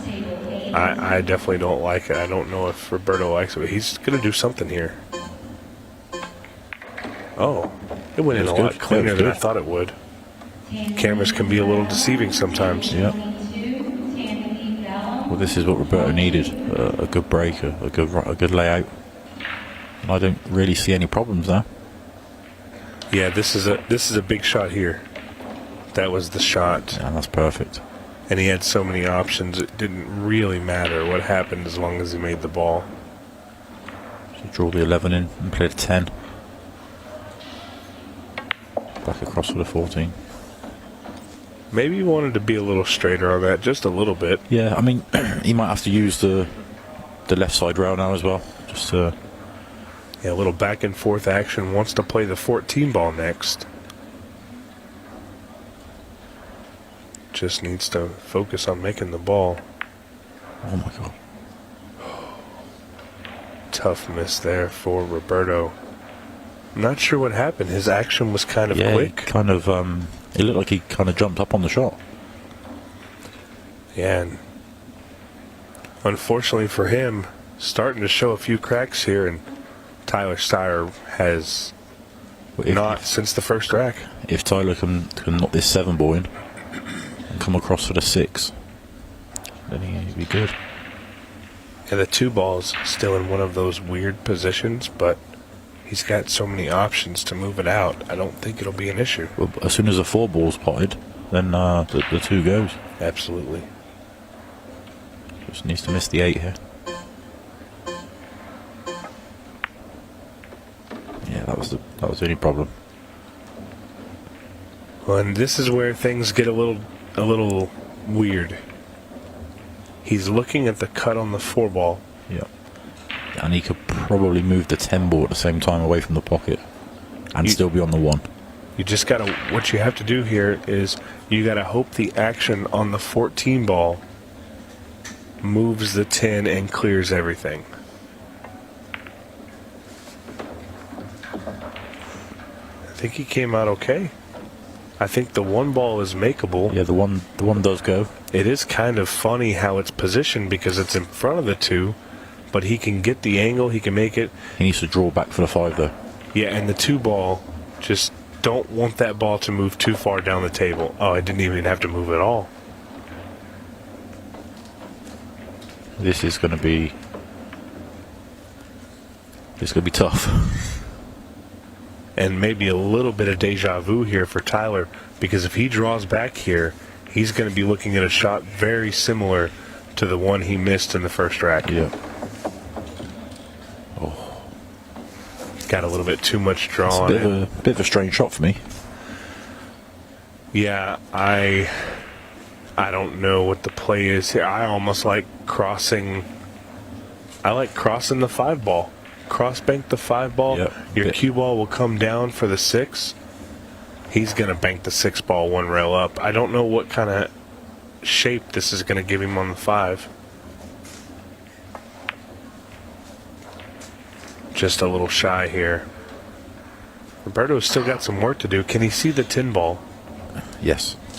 If he can see the 10 ball, his biggest issue here is simply the 15. It does go in the side pocket. He's just got to get that angle. Yeah, he needs to punch this 10 ball in there to get back out for the 14. So it was looking a little dire for Roberto there. Yeah, bit of a reprieve. A mistake, and Tyler makes a matching one. That's a good shot. And so he's with the 15, it's a bit tight in the side. Yeah, I think when you're shooting that ball, you want to be able to have to do nothing with the cue ball. Yeah. You just want to be able to focus on making the 15. And he's going to move it. Shot. Wow. That's a great shot. I would love to see that one again. That cue ball reaction off the rail, stopping as soon as it contacts the 15. Well, I thought the 15 was tight, but when I seen it on the other camera angle, it actually wasn't that bad. See, he probably could have dropped it into the side. The last ball. Oh, and he said, "I'm not taking a chance. I'm going to bump that ball out." And he did very well. So this is the ebb and flow. It's the swings left and right. Roberto Gomez really in a position to watch Tyler get to the hill first. He's going to steal one back. It's now 4-5 in this race to 7. Our match clock, 15 minutes. Just 3 seconds shy of the 16 mark. So if we can average 2 minutes a rack, and this goes hill, we're looking at the next 3 racks at 2 minutes apiece. That's right at the 10-minute timer. Okay, so we could make the 15-second shot clock. We could. That's where it gets interesting. And I think in this position here, neither player wants to get to that. No. That causes those rushed decisions. Yeah, well, I think it was the 15 seconds that caught Tyler out in the shootout when he scratched on his last ball. Yeah, and I think the best thing for either of them here, if that 15-second shot clock comes in at the 10-minute mark, you want to have the lead. Yeah. You want to have the lead, absolutely. I don't think there's any chance of this going to a shootout, but No, this won't go to a shootout. This will be the game will be finished. It will be finished. and we get to see what happens here. Tyler with another big break. No mistakes here. Keep the cue ball on the table. Make a ball.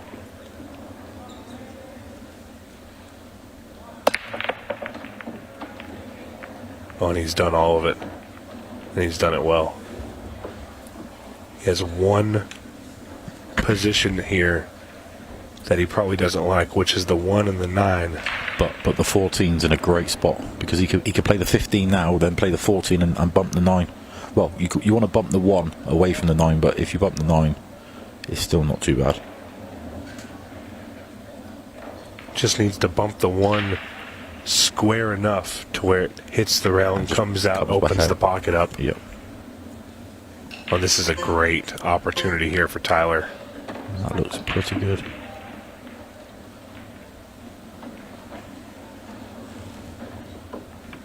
And Tyler, for probably never playing this format prior to, I guess, maybe a month or two ago, he's really figured out the break.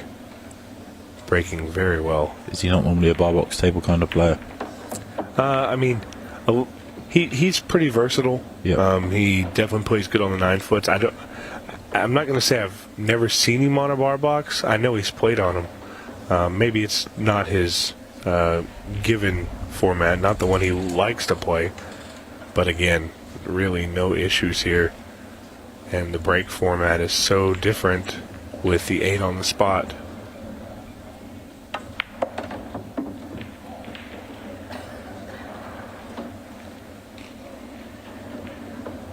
Yeah, there's no real issues here.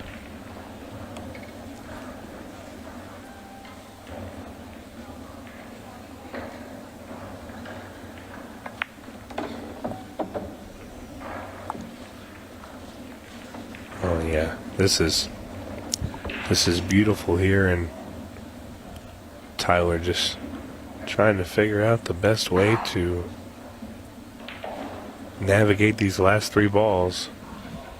And at this point, Roberto's hoping for a miracle Yep. or a miscue. Yeah, 6-4. And the way Tyler's breaking is danger signs for Roberto.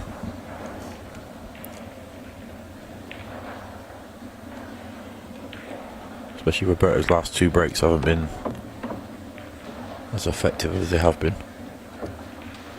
Yeah, big power, but not quite as structured as Tyler's breaks are. Tyler's really popping the ball, holding it. Yep. On the last 2 that Roberto did, he gets a big boom, but the cue ball is all over the place. Gets an opportunity here. He wants to be able to break the balls and really, really control that cue ball. Eliminate the possibilities of scratching. It is 6-4, Tyler Styer, and 3 minutes before that 15-second shot clock. Yeah, he'd be happy to get this match done with before that. Yeah, absolutely.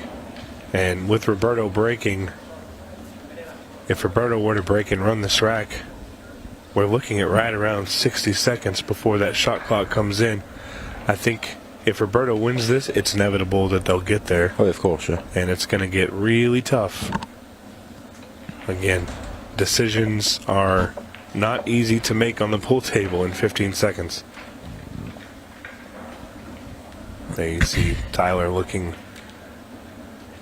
confident, I'm sure.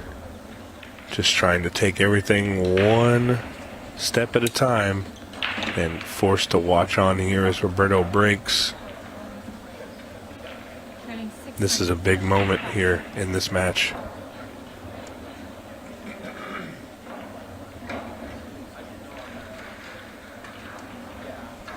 Sideball break. Oh no, he went head on. Oh no. It's not dry. When this isn't not what Roberto wanted at all. And could be I think this is game over. the nail in the coffin that sends Roberto to the B side. I think 10 ball first. You like the stripes here? Yeah, I like stripes. Obviously the 2's a bit tricky where it is with the 10 there. He's going to take the 15 here. I like your idea of taking the 10 ball. Just because that's the worst stripe on the table.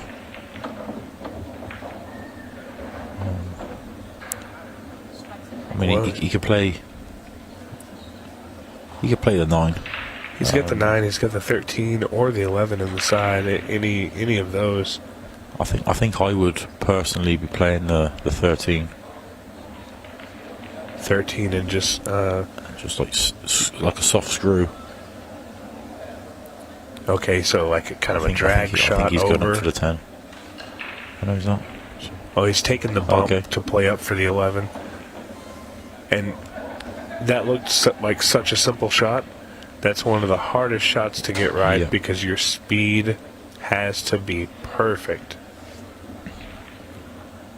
But now the 10 ball is the only way Roberto's getting back to this table. Yeah, and I still like your thinking of taking that ball first. Yeah, I It really definitely would have opens took it everything up. first. Yeah. That's okay. Tyler Styer is Tyler Styer. We've seen him get out of odd situations already in this match. So he's looking at playing the 12. He's looking at playing the 12. Would he bump the 8 to stay on the 10, or It's possible because I think there's a lot of risk here. the 9 goes past the 7 as well. So Yeah. there is a couple of options. But if you kiss this ball oddly, He's played Okay. that pretty well. okay, yeah, pretty well there. But again, you're going away from the 14 ball. I actually think he's just gonna draw out for the 9 ball, Same pocket, same pocket, and then 14 ball, same pocket. and then the 8 Pull past out the 6. 8 ball in the bottom left. Is he bumping the 9? I don't know. Okay, he liked that one better. I don't know if I like this. He has to play a 9 now and then just come back across twice. Yeah. The angles. He's still good. I think it's just a different way of going about it, but the same route. Okay, yeah, he played it well. He's underhit that a little bit there. Yes, it's not the easiest shot in the world, but just a smooth stroke, Yeah, no, he's still good. and he'll be fine, and he'll be taking this match. Look, we just hit the 15-second mark. I really hope that it doesn't come into play. It's not going to. Just for one shot. 8 ball in the corner here. Don't let the time clock get you, Tyler. He's good. 7-4. Roberto Gomez is going to go to the B side. Tyler Styer advances on, and Simon's going to go to the arena to get a quick word with him, and we'll be back right after this.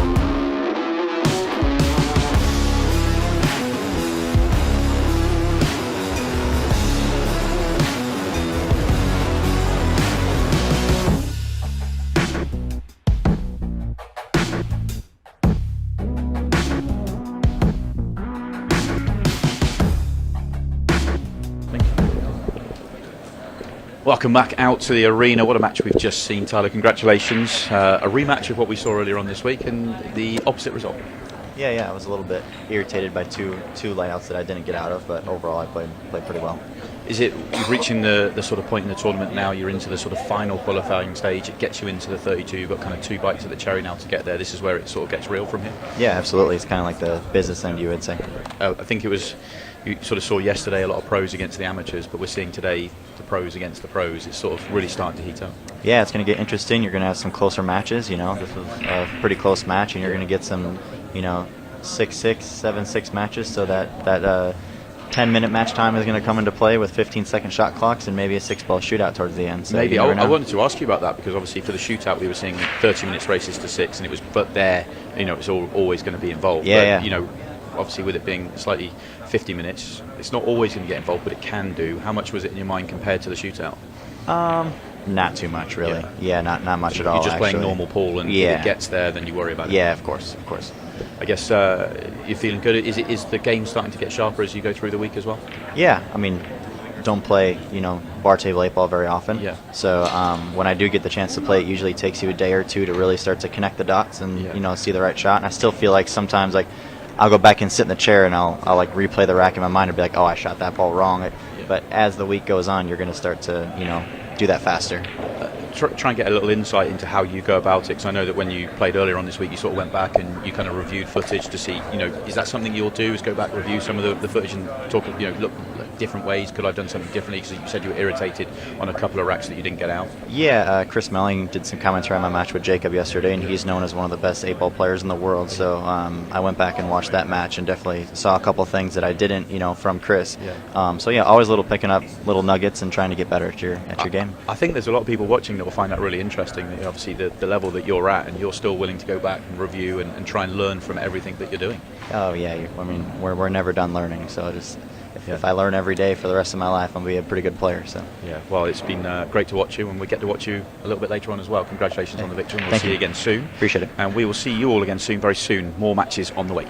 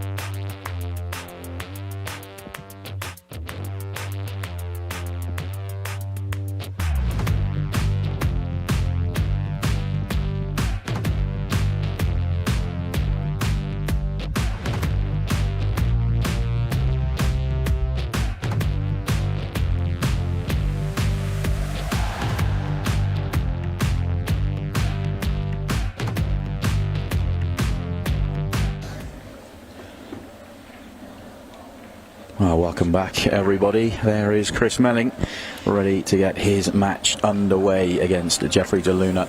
If you were with us last night, you would have seen something very special with Chris Meling. If he's in that sort of mood again today, this could be, well, it's going to be an incredible match anyway, because it's two brilliant players. But Chris won his match last night 7-0 in under 14 minutes, and his first rack lasted about 4 minutes or so. It was seriously special, with some exhibition style pool played during it as well. It's Simon Webb and Melina Mike with you for this one, and well, we were just talking about it. It was special. Absolutely, yeah. Put the whole tournament on notice. You know, all eyes are going to be on this one. This is a big matchup on the winner's side here at the Louisiana Open as the cue ball goes in the hole. Not Chris's best opener, but yeah, for sure, set a new standard, and just this is what I was hoping for. You know, to have these kind of like special moments. I don't think it's just a great pool moment. I don't think it's a great Louisiana Open moment. I think it's a great like sport kind of moment. Yeah, you know, absolutely. doing something like that. If you ever play pool, I mean, obviously all you guys watch and play pool, but like it's very difficult to do, and Chris made it look extremely easy. Yeah, I think that's right, isn't it? It's not just a great pool moment; it was a great sporting moment.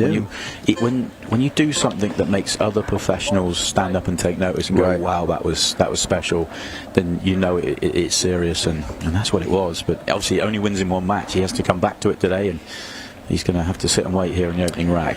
Well, if somebody can bring you back down to earth, it's that gentleman at the table right now, in Jeffrey DeLuna. A lot of experience playing all games, and I don't think he's in any kind of like starstruck mode when it comes to that performance. Obviously going to give him respect, but Jeff can certainly dazzle the audience himself. Quite the exciting player.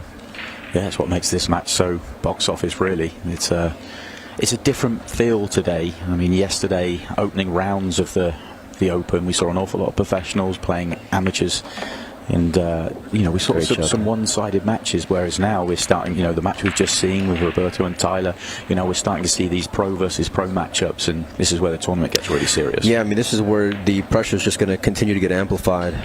You're going to really respect the gentleman in the chair across from you, yeah, and so that just magnifies every shot and every opportunity that you're going to get. And so you mix that in with a short shot clock, get the popcorn out, get comfortable, because it's going to be a great day of pool. And Jeff's taking his time here. He's got 2 balls left to steal this early rack, and we talk about momentum at times throughout this tournament, and this is one of these ones that can really take control early on.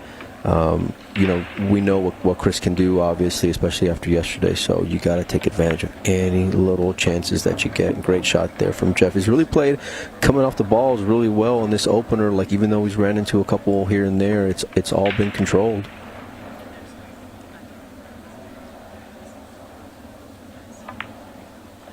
I saw DeLuna warming up earlier, and that was within the last maybe 45 minutes or so. So definitely not taking Chris for granted by any means, and making sure he was loose and just ready to compete.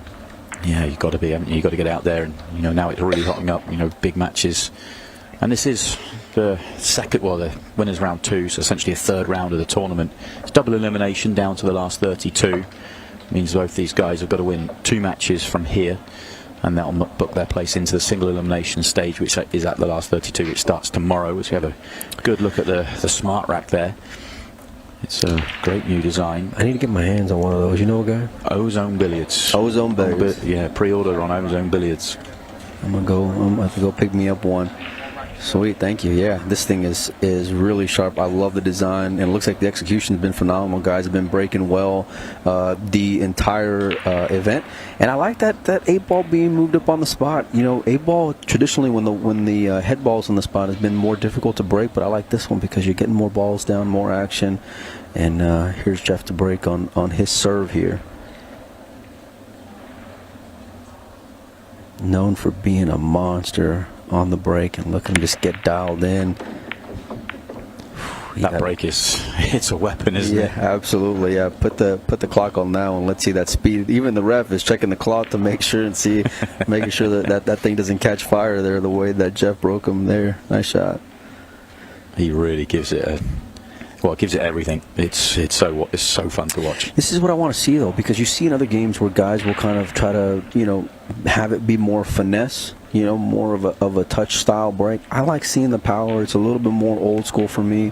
It's not as controlled, but that's good because then that means they have to work after the break to make sure that they, run out whenever they get a shot. So I'm loving this style. So he's going to take a look at the solids here, and everything's got a home here. Everything's got a pocket.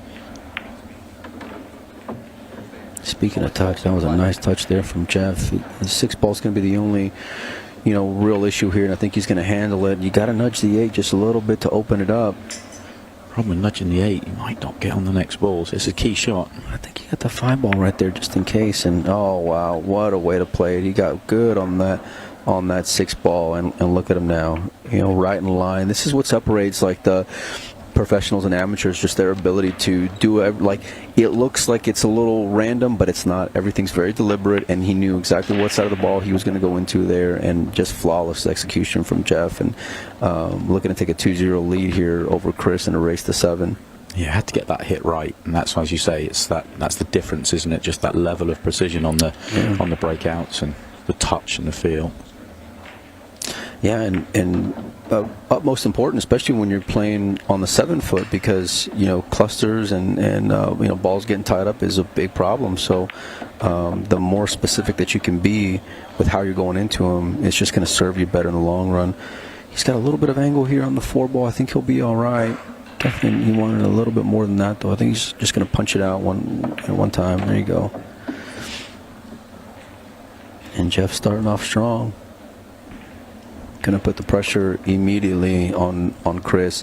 And so help me out here. So we're going to eventually be down to 32 players. So I'm assuming then you're going to have 16 winners, 16 losers? Yeah, 16 winners, 16 losers. Okay. And the losers will get drawn against the winners, and then the tournament just resets. It's a straight race from there. So the benefit for these two guys is still going to be a race to 7, though. It'll still be a race to 7 all the way through.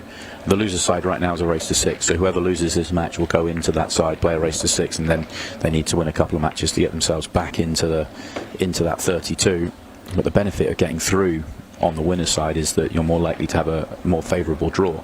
Right, yeah. So depending on, listen, you're going to have Roberto Gomez on the loser side. Well, you're going to have one of these two gentlemen on the loser side. So I don't know how much more favourable it's going to get. You've got more chance of it being. Right. Yeah. Yeah, no, for sure, absolutely. Chris Meling to break, rack number 3 here. He came across a little bit. Cue ball's kind of bouncing around. Going to have some work to do here, but he's at the table, which is what he wants. I think solids look pretty good for him. Stripes not so much, but he's got a great opener here on the 2 ball, and everything else seems to be pretty solid. No pun intended. Yeah, be glad to get a chance at the table, having to watch the first 2 racks, but wasn't the best of breaks from him, but he'll take the outcome for sure. I mean, the layout's lovely.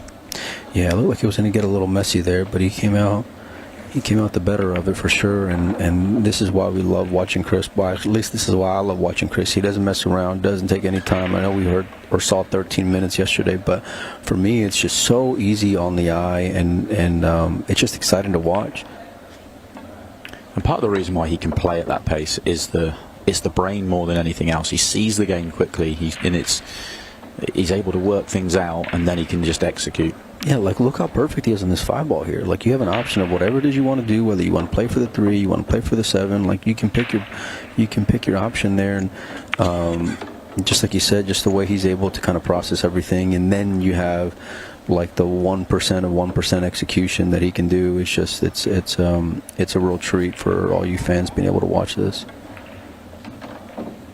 That's the most you'll see Chris Meling move the cue ball, by the way.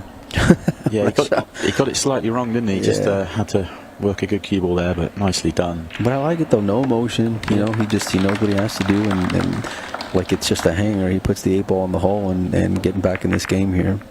I mean, I'm in a very fortunate position because I spent an awful lot of time working with Chris in commentary and commentating on him, and a lot of time with him off the table. And the way he sees the game, it's unbelievable. Obviously, we all get to see and enjoy him play, but when you sat there, watching a game with him, he'll be like, "Oh, he's in trouble now," and you're like, "What are you talking about, Chris?" And then 2 shots later, he's in trouble because he just sees it so well. Yeah, he's got that shirt on with the magician on the back, and I think he lives up to that nickname pretty well with just the things that he's able to do on the table. He's got his hands under his legs there, though, Simon. He's feeling a little chilly out there.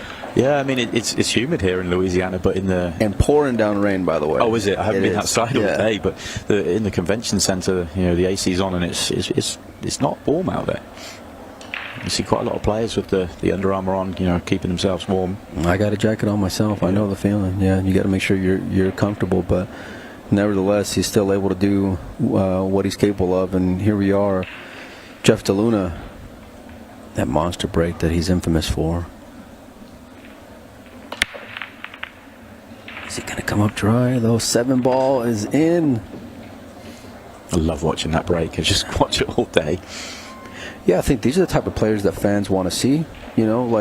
Jeff's got personality. He's got a big break. He's not willing to shy away from taking on a difficult shot. Like for me, that's a recipe for the type of pool that I want to watch. There's something to be said when it comes to guys just staying in line and being perfect and robotic and all these things. But I like the excitement, Simon, and these guys are bringing it.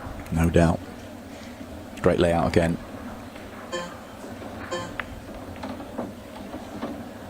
He's going to have that 11-ball on the side, I think. The 10-ball is a bit of a problem. I wonder if I think him being, over the 5 he's not going to want to take it on right now, but he's certainly going to have to address it. I quite like leaving it like third last, deal with the 3 in the middle of the table, and then if you can get across, not far away from where he is now, just where he can cue it in, then the 2 at the top just take care of themselves. It just landed in a good enough spot where you're not in a real tough spot at all, so... that worked out really well for him. He's on it now if he wants to take it on. I just think if he can take the 9 and the 12 and slide across to get on it, he's in better shape at the end of the visit. I agree with you because the angle that he has on the 9-ball just lends itself to come across one rail pretty natural, and you can get even better than where you are right now. We're just going to play it. Okay, I like that. A little bit of check side coming in. Yeah, just to make sure, because if he finishes short of the straight, then he can't get on the 10. He's overdone it, but that's better than underdoing it. Right, because now you have options. Yeah. He's going to use the 5-ball here. Okay, well, he's on the 10 now, but he's couldn't be any more straight than's possible. So good news is he's got that 15-ball right there. Wow, played it really well. Just being able to come off the cushion there. Yeah, using the pocket, using the rail just to get the cue ball out. Using that brain of his too. Yeah. Like it's one thing to be able to see the shot, right? Know what you want to do, but then the way that these guys just peer that ball in, it never threatened not going in. No, it's cued in beautifully. Right. And that's what you get when you get the puzzle, but then you got the execution to go with it. It's just make the game look so easy. Here we go, 8-ball on the side here, continuing to put the pressure on Chris Meling, who hasn't had the best break. I know he had a run in his last one, but it was definitely far from automatic like this one was for Jeff. So good out there from Jeff, and looks like he's feeling pretty good. Got a lot of energy, and it's moving day out here at the Louisiana Open. So out of all the days, I'll be honest with you, out of all the days, this is the one I was most looking forward to, because this is when you start getting these juicier matchups. I saw the schedule that was posted online on Ultimate Pool USA, and everything from top to bottom just looks great. And I'll tell you, if there's a dark horse for maybe these fans at home to win this one, it's one of the 2 guys who's playing in our next matchup, and that's Doomsday, Shane McMullan. I think he can shock a lot of people, at least for you boys from the UK, because he plays great on the 7-foot. Yeah, we got to see him in the shootout, and that experience will help him out there because he's had a taste of that match clock and the short shot clock as well. Yeah, we see what he's like in the Open. Oh, he's threatening the side. It's the second time he's come across the ball. I mean, he lost the cue on the first rack, and it cost him the frame, and he's only a little bit fortunate on the next 2.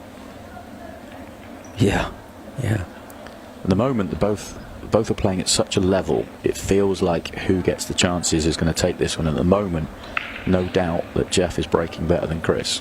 He's looking to see where he comes off of this 12 ball after he cuts it in on the side, and he's probably going to need 1 or 2 shots to get in line. But oh, what a way to play it there, Chris Meling. Nice shot there. I say 1 or 2 shots as he just needed 1. Yeah. Key from here is just making sure he has that good angle to come down for the 10, which will be his last ball, you feel. Yeah, I kind of like him maybe trying to get on the 14 ball here if possible, because then that'll lead you to the 15, and that's what he's looking to do here. It just sat really well. I think you're just going to push up just a little bit on the cue ball to make sure you're not running into the 2 or the 6. You want to just take it completely out of play. Keep the cue ball off the rail though. That way you can still end up on in the center part of the table.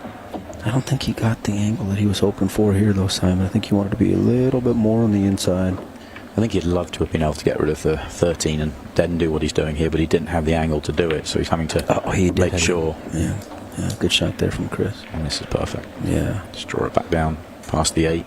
Being able to adapt to the situation is part of the reason why he flew all the way across the pond to come over here and compete, and we don't get to see him a whole lot, so this is one of the benefits of having you guys over here and seeing this new style of pool here in the U.S. 8 ball on the side. 3-2 now. 3-2, all off the break. It's just who's getting the chances right now. Standard is very good. Yeah, neither one of them missed the ball. No, it's just every time run out 5 straight.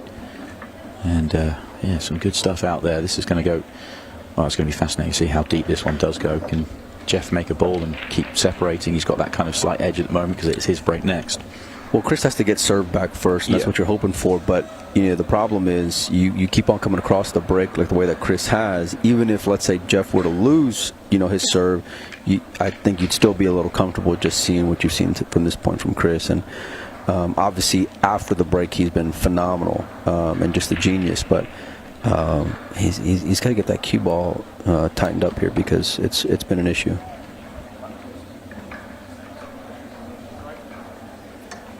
Another chance to see this special break from Jeff. He found a sweet spot and he ain't moving from it. I don't blame him. You've already had 2 breaking runs to this point. If it's not broke, don't try to fix it. So he's got a lot of focus, a lot of determination in those eyes. Wearing that nice jam-up shirt with the Louisiana Open on the back. Jeff DeLuna. Cue ball. Oh, and this is the opportunity that Chris was hoping to get, and look at the layout. It's looking pretty good, Simon. Yeah, straight in as well. That will annoy Jeff. And the problem with the way he breaks is that you always question the control, and to the most part, he does control it really well. This time he gets it wrong. Yeah. Because, this is part of what's so remarkable about it is that even though he does have a lot of power, if you go back and watch the previous 2 breaks, it's like the cue ball, it'll come off with a lot of speed, but then it just sits, And so this time, while it was still spinning, it just got kicked right in the hole. And definitely a little bit of frustration there from Jeff, and understandably. But meanwhile, if you're Chris, here you go. It's funny how just in a few minutes how things can just shift so dramatically. You go from a 2-0 lead, but the way that everything kind of works out here, it's like nothing is safe, nothing's secure. And especially when you got a guy like Chris sitting across from you, and just look at the way that he's working through it, just dancing around the table. He knows exactly what he wants to do, the angle he wants to have. Pinched it back just a little bit, going to come off one rail and shoot the 8 ball on the left side. More importantly, Chris Melling's about to tie up this race to 7 here.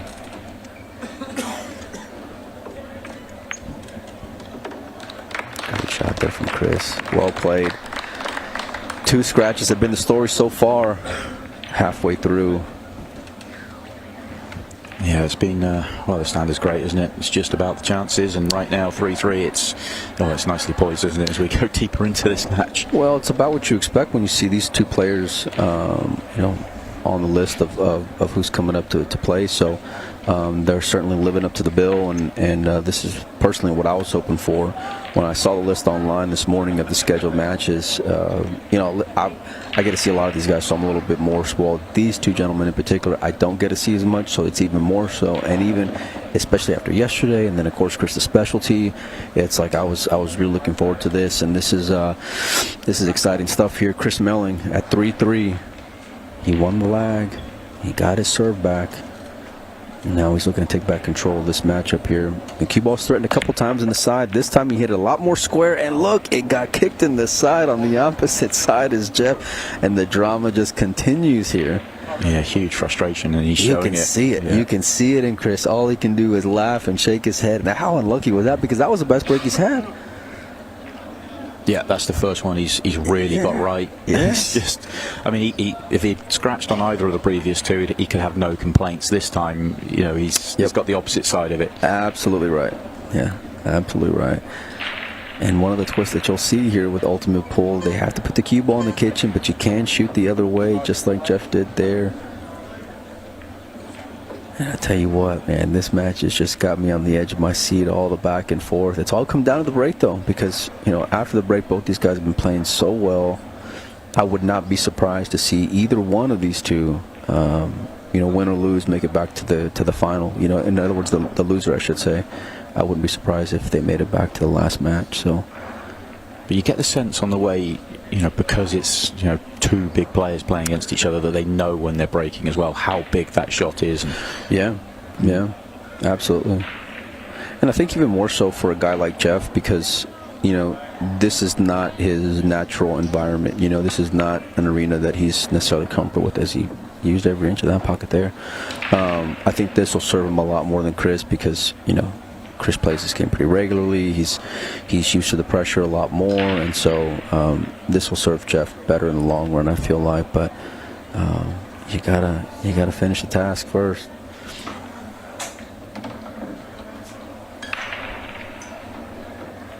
Okay. I don't think he's out of the woods just yet here. it doesn't feel ideal. No, it doesn't. It really needs a good cue ball. Well, it's also because of where the 8 lays. You have to make sure and get good on it. And so the 7 ball blocks on the left side. The 6 ball's right there. You've got to push it on the right side. It goes up where the 1 is at, but you got to make sure and put the cue ball in that position. So let's see how he hits it. Good shot there from Jeff. Wow, well played there. And drew back with just the right angle. Yeah, couldn't pick it up and put it better, could he? Right, yeah. Could not agree with you more. Ball in hand position, 8 ball on the side here. There it is. Yeah, another one off the break. Jeff DeLuna this time off the Chris Meling break. Back in front, 4-3. And so we've used up just over the 15 minutes. So they're sort of almost on the Chris Meling pace of yesterday in terms of 7 frames in 15 minutes. Nothing puts me on tilt more, because I play pool a lot, when I'm home anyway, not when I'm on the road. But to see these guys play so well, so consistently, and make it look so easy is just, it's frustrating for me, I'll be honest, It makes you think that you can go out there and give it a go and it's an easy game, and then reality sits in. Yeah. It's just not. Right. Yeah, they make it look that way because of their abilities, and this is a real treat, though. Absolute treat. Here we go. Looks like Jeff moved the cue ball over just a hair more to the right. Maybe I'm wrong, but got kicked in on his last one. I think 2 scratches so far. 3 scratches so far. 2 from Chris, 1 from Jeff. All but run-outs. Neither one of them have missed a ball. Big monstrous break. Balls are flying in all over the place. He's got a shot here. He's got a ball down, but he's got some issue up top. I just wonder, does the 12 slide to the top right corner? If so, he's got kind of everything has pockets. You like taking on stripes here? I was thinking stripes as long as the 12 goes top right. Yeah. Because you've got the 10 to connect, and then it's not too bad. If he goes solids, then he's going to have to move the 3 ball. Well, he's going stripes. Nice old check side. He's got angle here, and he can cue enough for the ball where he's okay. Referee's looking at something, and Jeff's staring down the referee as well. Help me out with the rules here. So is he looking just to see if the cue ball is frozen to the 5? Yeah, this is one of those strange rules for me that the referee wants to, will always call it if it's frozen to the 5. It's if the 5 moves, it's a foul anyway because he's on the stripes. But if he was on, if he was on the solids, you've still got to play away from it, which may be a rule that is unfamiliar to some. It's one of the minor differences we have with international 8-ball rules. Well, the 5 ball haunted Jeff in his shootout match because the 5 ball was the ball that his shirt touched. So, but he did not get a foul on this one. That is the 15 past the 4 because it looks real tight from our angle. I feel like it has to because there's no way he would be that far short. Yeah, I agree with you. Maybe it's just the camera's a bit deceiving here. From the overhead, it looks a little different. He's good here now. Wow, I think you could not ask for any better position because now you don't have to be super aggressive here. Now you can just come off one rail and still be on the good side of the 12 ball after you make the 10.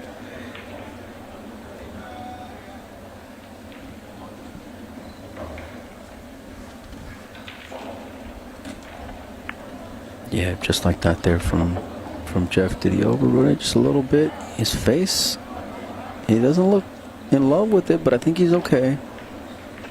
He's looking to see where he can put the 9 ball next, so I think he's got enough of the 12 ball in order to make it. I think the problem is he can't avoid having contact with a 3. It may just compromise position.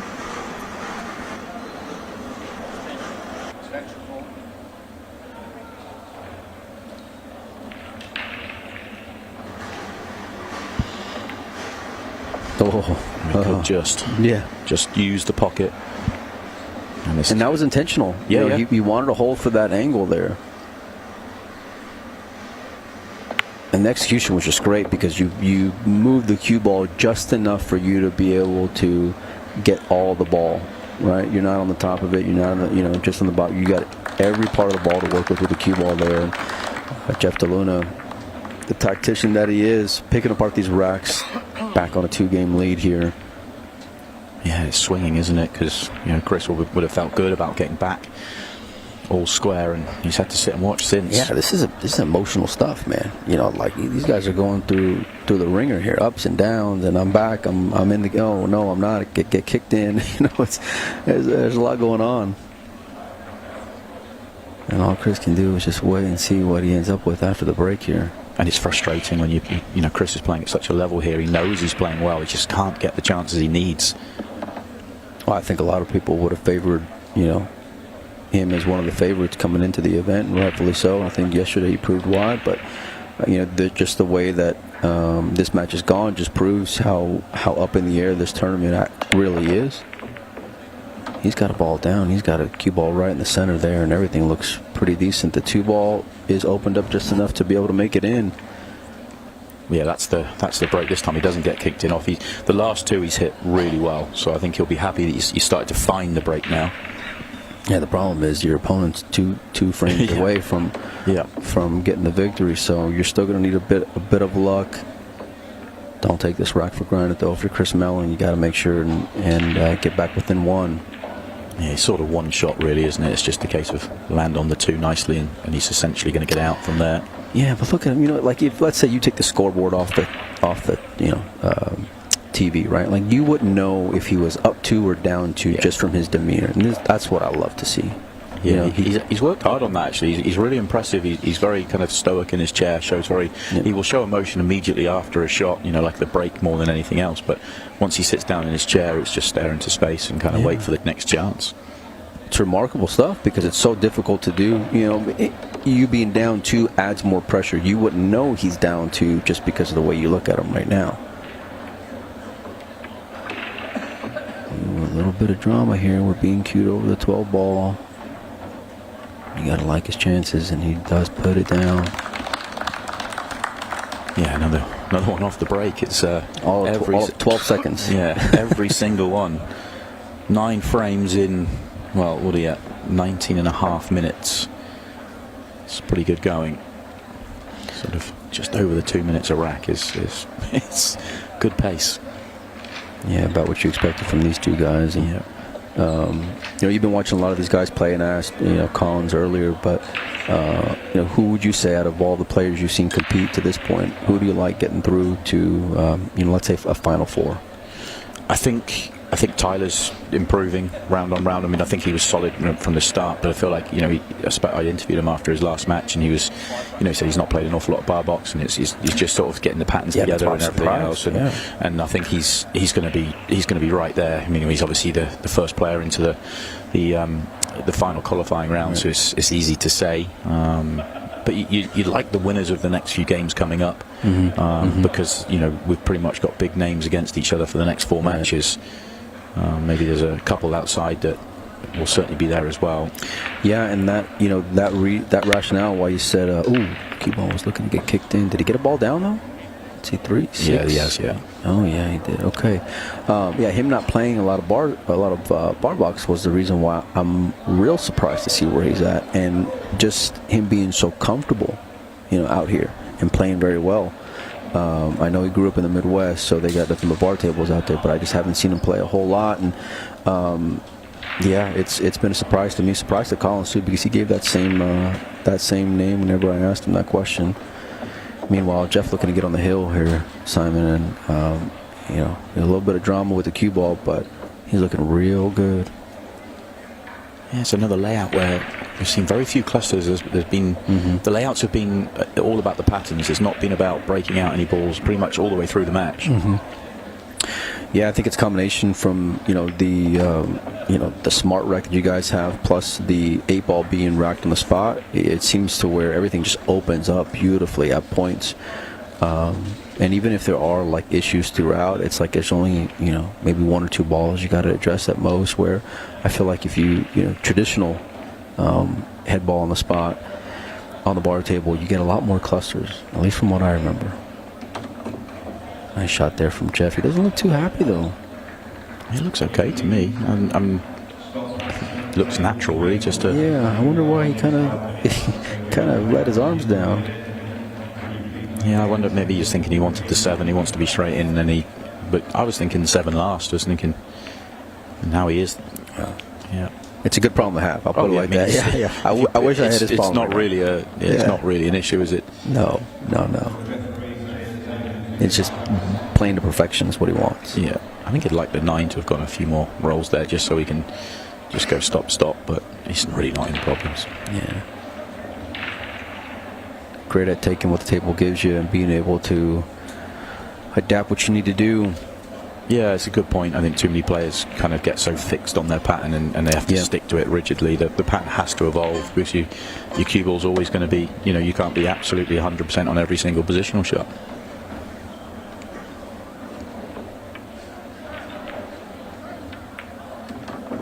He's going to get there with a minimum of fuss all the same. Yeah, and if you're Chris, the door seems to be shutting here pretty soon, and Jeff DeLuna's looking to make his way through here. He's on the hill, 6-4 now. Yeah, one away from the winner's qualification round.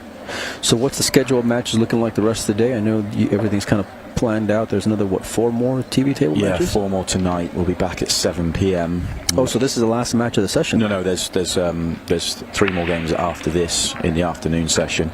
That's all from this round, the winners round 2, to get yourself into the winners qualification. And we're back tonight, 4 games from the winners qualification tonight, which are obviously still to be picked, because we don't know who's going to be in them at the moment. Yeah. The rest of the round, if you like, the winners round 2, the ones that aren't on the TV table, all going to get underway in 5 minutes time. And you can keep up to date on all those scores on Ultimate Pool USA. Check out the live scoring. I was going to ask you. You're one step ahead of me there, Simon. It's like you do this professionally. Once or twice. Well, Chris is back against the wall here. Has to find a ball. Yeah. No. How many different ways can that ball almost go into the hole? And is he dry on top? It looks like he is. And that might be the last break there from Chris Meling on the winner side of this tournament. I think when Chris, if Jeff gets out here and Chris looks back at this match, I think it'll be the break. I know he had one which was really unlucky, being kicked in off, but he's had 3 breaks where he's hit pretty bad in terms of he really lost the cue ball, nearly gone in the centre pockets, a couple of times now. So That's why he's had less chances. Agreed with you, and it's those mistakes are what's going to cost you a match, going to cost you a tournament, especially when you've got a player like Jeff, and there's another, let's say, 8 to 12 other players that can do the same thing to you here in the tournament. So you're going to have to really get that buttoned up. Nice shot there from Jeff just to open up the 5-ball, which was an issue. I mean, what's Chris had here? 6 breaks. He's made two break and runs. He's been in off. Yep. Twice. Yeah. Dry a couple of times as well. So it's just tough. And just the one from Jeff where he hasn't broken run really. So yeah, the standard's been great. Otherwise, from Chris, about what you expect from a player like him, and it's just those little not little, a big detail. The break is what cost him on this one. And but again, kudos to Jeff, because every time he's got an opportunity, he's kept his poise, his execution. He's played phenomenal. And played about what you expected from a player like him. And so this is the only time he's worried about the shot clock here. He's looking over his shoulder, but he's played just outstanding pool. It's been mistake free. Oh no! Just as you say that, wow, Simon. Wait a minute. There's just one more twist left in this tournament. How do you end up in that spot of the table out of everywhere? It's my first bad commentator's curse of the weekend. Wow! The minute I say it, it's been flawless. You got so much room to get into there, Simon. I don't understand why you get in. I think he just wanted to get absolutely straight. If he gets straight in, the job's done. His frame's over. The match is won. And I think he was just trying to get to the straight, and he's just got it slightly wrong. Boy, just as we say, he's done everything he needed to do. Oh my! Wow! Oh, Jeff DeLuna digging deep. What did I just see? Did he just go with the Z shot, the Efren shot on the bar table? Is that what I just saw here? Oh, that was incredible. Oh my! And the reaction is brilliant. He just walked around the table like it's nothing. I think I heard Chris's heartbreak over there from all the way over in the comments box. And he was stood up watching it as well. He was invested in that. Oh, what a shot! What a shot. Let's have another look at it. This is amazing. He goes with the Efren on you. He hits you with the 2-railer, and the 3-ball just goes right in the hole. Shot of the tournament right there. That is incredible. I wonder if we could take that magician patch off of Chris and put it on Jeff for at least the rest of the day. Yeah, he's stealing it away. What a shot there. And just as when you think Chris has got a chance, Jeff DeLuna says, sit back down. I'm getting my place here on the winner's qualification. 8-ball for it. Wow, what a match. What a match. Brilliant stuff from both players, it has to be said. Jeff DeLuna, though, getting more of the chances and really showcasing his class, and that final out was special.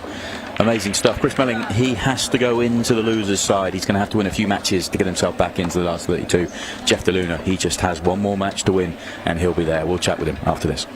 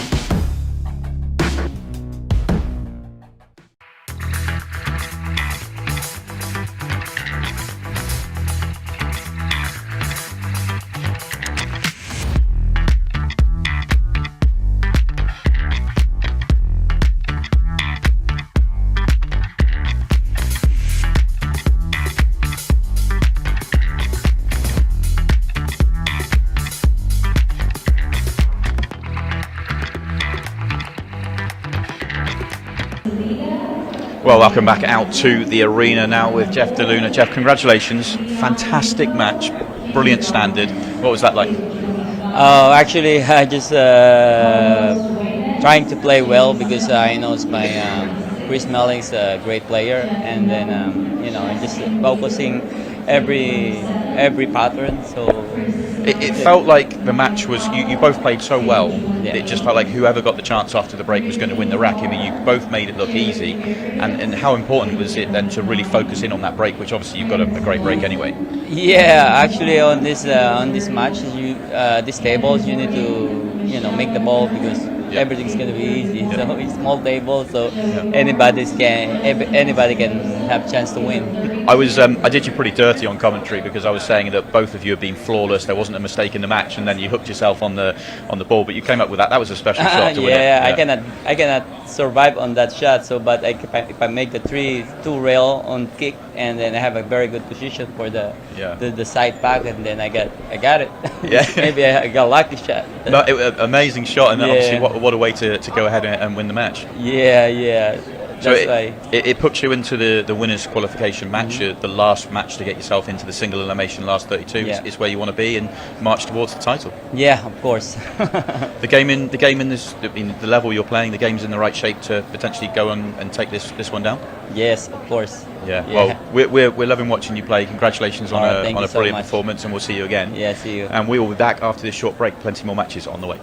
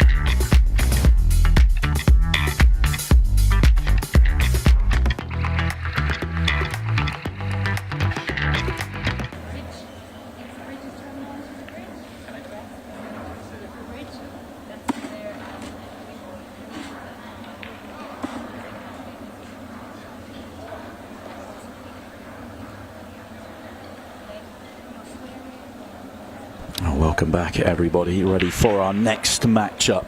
Bear's just having a word with Patricia Murphy, our referee out there. Just a few do's and don'ts, especially for Mark. He's out there for the first time. Shane did play in the shootout, so has one taste of the arena here. But just giving, quite rightly, just giving Mark Dimmick the sort of do's and don'ts out there. But all will be sorted in a moment, and we'll be ready to go with another 50-minute race to 7. And it is for a place in the winners' qualification round. Yes, and this is going to be a fun match here. Shane McMullan, a very fast, very fun player. I liken him to Roberto. He does have a serious face on right now. Mark Dimmick is a very, very technical, take your time, measure everything out. So this is kind of a clash of styles. It's going to be interesting to see how it works out. Yeah, it's going to be a challenge, I think, for Mark just to experience and get comfortable with the environment. Obviously, as you say, 30 seconds, it's not too bad once you get used to it, but if you're not experienced with it, then it can be a challenge. But obviously, if this match goes deep and we get into 15 seconds a short part of the match, then things can get a little bit dicey out there. So it really is an interesting matchup here. Yeah, and I know both of these players. Shane loves the bar box. Mark is a 9-foot, one-pocket player. So this is quite a bit out of his element, but we'll see how he handles it. And our wonderful referee staff here getting this rack ready here. Shane McMullan going to break. It is race to 7, 50-minute match timer. And here we go.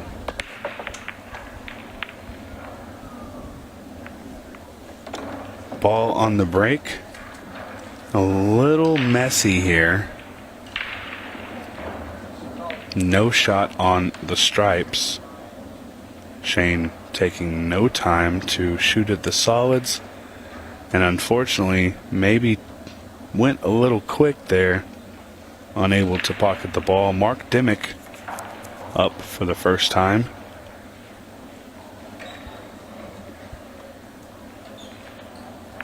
And he's going to be the solids here. Good pot. The 2-ball in a weird spot. The nice thing about it is if he can get position on the 6, the 2 is very, very easy to get to.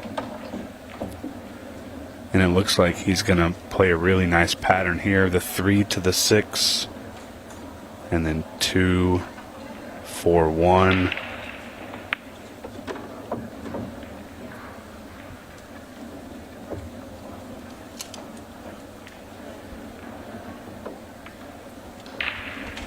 And maybe he didn't want to be on that over that 14 ball, but I think he's going to be okay here. Trish watching for the movement on the 14. No foul there. He's good.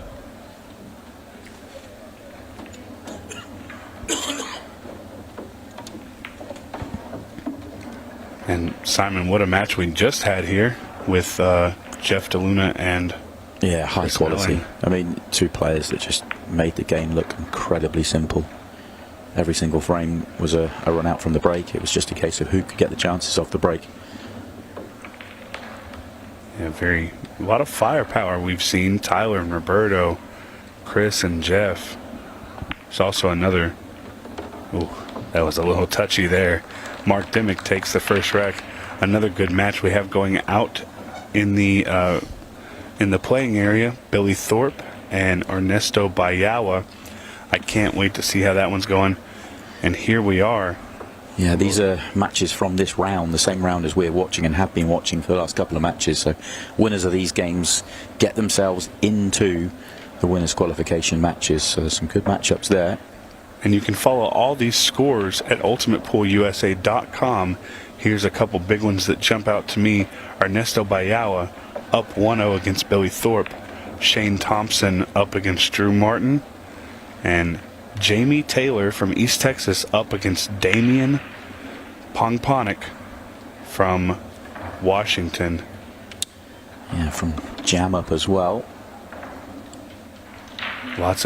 There's another good match. Cleve Thompson and Dallas Broussard. Yeah. That's going to be a really good match.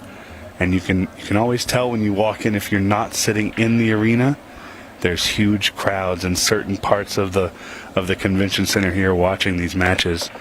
And lots of fans here today. Oh, that's a disappointing one for Mark. It wasn't a bad break, to be honest. He already made a ball, but a tough scratch. Does lose the white a touch, but yeah, tough to be kicked in off there. Yeah, and Shane's got to feel fortunate here getting an opportunity here. He took a tough miss in that first rack. Mark able to clean up, and with Mark breaking, that could have been a dangerous situation for Shane, but scratch on the break. Shane looks like he feels good here.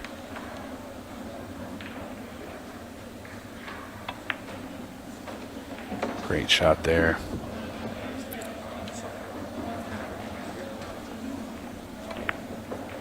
And the 11 ball plays. And that was the key on this run out here, is just having a good play on the 11 past the 1 ball. Shane McMullan looking to tie it up here fairly easily. Nice, strong, simple run out.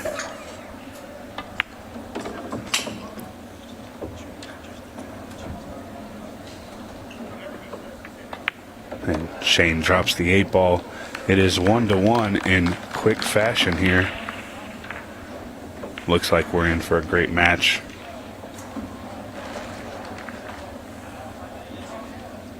And once again, you can follow all of the other matches as well as this one on Ultimate Pool USA. We appreciate you guys watching. We hope you're having fun. Shane McMullan again with his stone face, and Mark Dimmick. Both of them look very, very poised in the arena. I feel like I would be sweating and a little nervous. We've seen a few players out there, obviously, some amateur players experience it for the first time. To be honest, everyone that's been out there has really kind of taken to it, looked comfortable. Obviously you might see the odd edginess at the start, but then, a couple of racks in, you realise you're just playing ball. Yeah. You kind of forget what else is going on out there, and everything's good.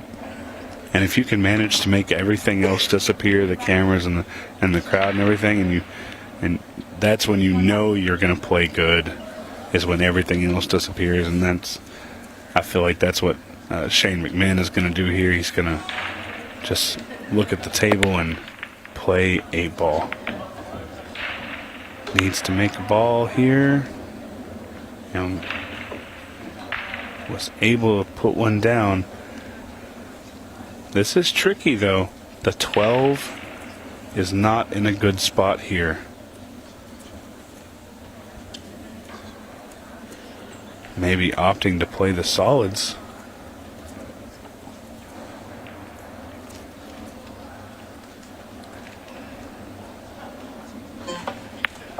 And I like him taking the stripes here. A little bit easier to get that 12 ball out using the 13.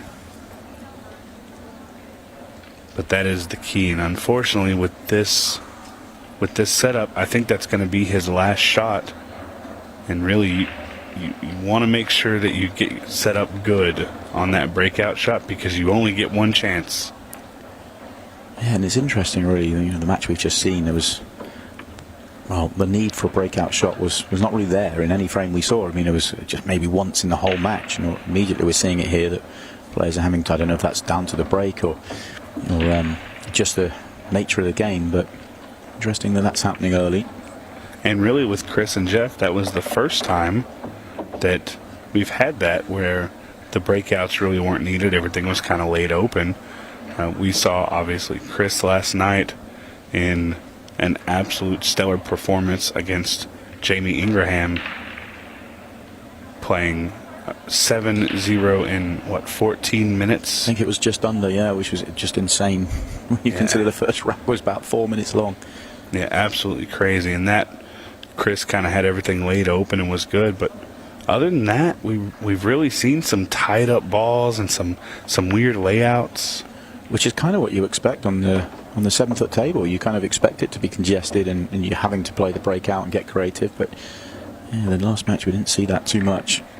Yeah, 8-ball on the smaller tables is one of my favorite games to watch because there is so much going on. Wow.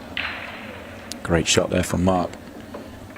That was a really nice shot. Can he see the 3-ball cleanly? It's very touchy.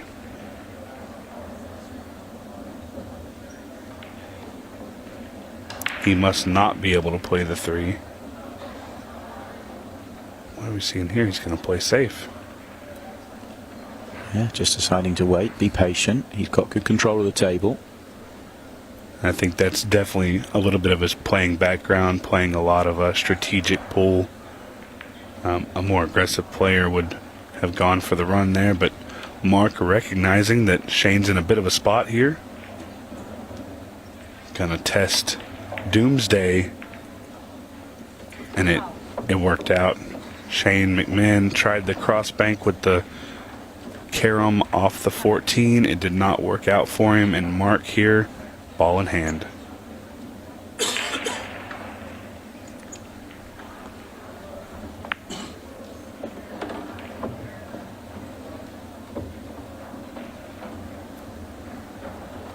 Mr. Dimmick looking really, really good here. Yeah, I would have preferred just to be straight in here, but not really a problem. Just has to make sure, and now it's pretty much frame over. And the shot clock not really affecting him much. Playing at a good pace.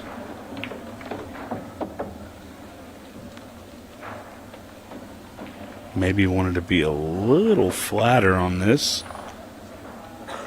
Just going to soft play it. That's a good shot there. Mark Dimmick, an 8-ball away from 2-1, taking the advantage. Great shot.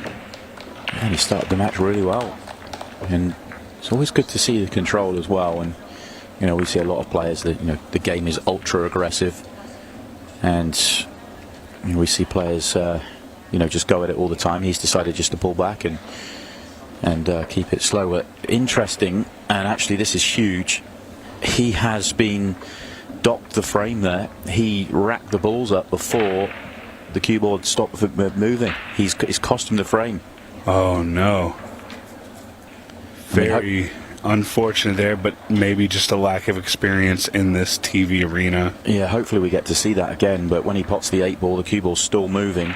And he just grabs it and rolls it down to Trish to help her get himself ready for the next rack, or rolled the other balls down rather, and the cue ball's still moving, and that's you can't do that. You have to wait for the cue ball to stop. So he has lost the frame there. That's a huge moment here. And I mean, watch it again here, and yeah, cue ball's still moving.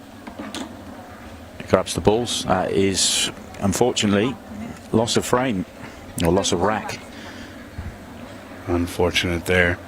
But Shane McMahon, though, was not showing any emotion. I'm sure he is a little happy about that one. Stolen a rack from Mark Dimmick here. It's one of those, I mean, you do see it from time to time, but it's one of those situations, you're playing some racks with some buddies, and it's just natural, you just do that. But in competition, you just got to make sure, wait for the balls to stop, and I mean, the best thing is just turn around, walk to your chair, and let the referee do the referee's job, but sometimes you can't help yourself. And I think for at least some players, just wanting to be helpful and wanting to not seem arrogant, that's kind of what happens. I've done it plenty of times. You shoot the balls and you roll the balls down for your opponent to rack the balls. But like you said, definitely better to pot your last ball and walk straight to your chair. Yeah, I mean, I see a lot of players and they pot the last ball and they just stand there and it was hovering, waiting for the ball to stop, and they almost a couple of seconds after, then they'll do it. But, there'll be a lot of people watching now going, I mean, that's a petty rule and you shouldn't, he's won the frame fair and square. But, the referees have to play to the rules, and, you can't do that. And it's a very soft way to lose a rack, but unfortunately that is the rule. Yeah. And the good news here is Mark didn't seem to make a fuss about it. He didn't make a big deal about it. He took the lick, and we'll just see how he adapts on that situation from here. Good shot there from Shane, but interestingly, his first mistake in the match was immediately following it as well. He had first opportunity in this rack, and he missed quite a distance as well. Yeah, needs to just brush it off, get it out of his head, and go back to playing the way he was, because really he made an absolutely stellar run out. Yeah, and a really well played frame.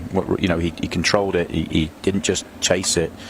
But you've got to be ruthless here if you're Shane, because this will hurt. If he can run this out now, and he should, then you're just inflicting pain, and so you've got to be ruthless out there. And it's a 2-game swing. Something we talked about in the last one. You make one simple mistake, and in this situation with the alternate breaks, it can cost you 2 racks immediately. However, I don't think he's there going off his body language. It looks tight. I think he's okay, but body language is telling us not. He's going to have to swerve it. Well, and Shane McMahon here, you're going to see a little swerve on the cue ball. Almost got it there, but a little short. Mark has got to capitalize here. He's been given a golden opportunity by misshape from Shane. And that's almost, from Shane's perspective, it's kind of like he knows how much that would have hurt as well, to pile on the pain. And he's almost let Mark off, and Mark can deal with what's just happened, run out here, get himself to 2-2. You can restart the match. Yeah, and Mark's got to be feeling good about this. He gets another opportunity in a rack where he really shouldn't have.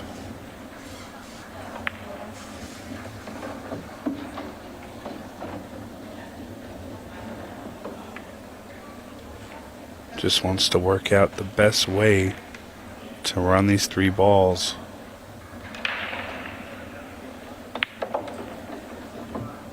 Mark hits the ball with some force, some attitude, kind of. He really pushes the ball to the hole with a great bit of power. Yeah, almost like he's hitting it firmer than other players and getting less out of the cue ball. And always hitting it with positivity. Even there, didn't have to hit it that hard, but he put a little oomph in it and was able to get out here. Now, I'd be willing to bet no touching of the ball here. Yeah, it stayed right away from it this time. Had the opportunity as well. And that was, I know that was that was wide open, and that's a run out you're meant to make. But all credit to him. He missed a ball earlier on in the rack, and he just handled it. He made sure of it, and he was never out of position. And well, maybe you can put what's happened aside and just get on with the rest of the match here. Yeah, and I think winning that rack there really did a lot to make that feel a little better about it.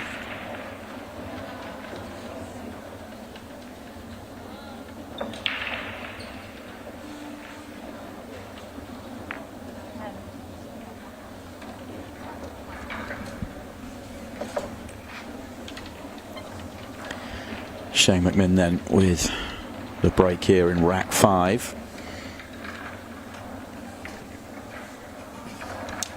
He'll probably be his own level of frustrated out there in terms of he's missed a trick, Mark's missed a trick. Both players kind of got plenty to think about right now. One way to go though. Was able to make a ball in the break here. 2-2 here with just under 38 minutes on the match timer. Pretty good pace. And we've seen a little bit of back and forth here.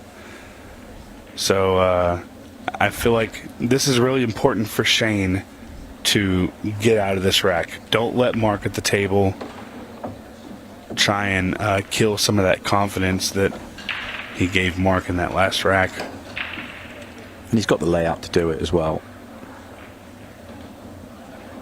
Nothing to break out, just it's all about picking that route, and he's in good shape here. He used all of the side pocket there to make that one.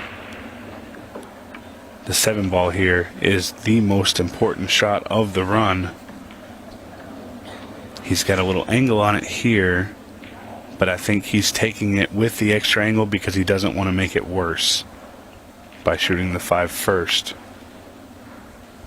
A little quick there. Yeah, he's missed that by a long way. And I didn't see the shot clock, but I think maybe mentally in his head, the shot clock may have rushed him there. I think it's one of those situations where the 30 seconds is a long time, but when you're not comfortable with it, you're always worrying about it, and you see a lot of players shoot a lot quicker than the 30 because they're rushing, because they don't want to time foul when they don't need to. Maybe in a situation where in his head he's been thinking, oh, I've been thinking about this shot for a long time.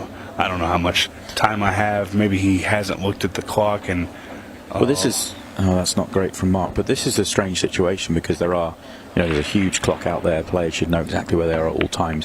You've also got 7 screens in the arena that count down the final 5 seconds for you, and you've got beeps, so you should never really not know where you are. But what you find is players that get really comfortable with it is they'll know how long they need to shoot when they get down on the shot. And you've got players that, they can get down with, 3 or 4 seconds left, knowing that their natural, time on the shot will play the shot in time. So you end up not rushing. That's a good recovery. Assuming that still goes to the bottom. Or does it? Oof. That's tight. Yeah. I'm not sure that the 11 goes. I think the other aspect of it is, so you have the screens, you have the beeps. I think maybe some players are trying to stay away from it. They're afraid they're going to get down. They're about to stroke through and the beeps will come in, so they want to beat the beeps. They want to beat the screens. But do you really want to play on a 25-second shot clock and a 10-second shot clock? You've got to get comfortable with the beeps and actually embrace it that, you get the beeps come in, you know where you're at. You've got to get down and shoot. Yeah, and I think both of these players are going to have a tough time adapting to the 15-second if it gets there. So they definitely want to get out of this match before that comes into play.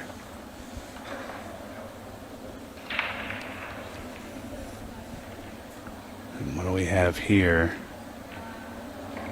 Just going to try and play it behind the 7. Wasn't able to get there. The 4 ball is definitely makeable in the bottom left. And Shane here with a big opportunity to take the lead.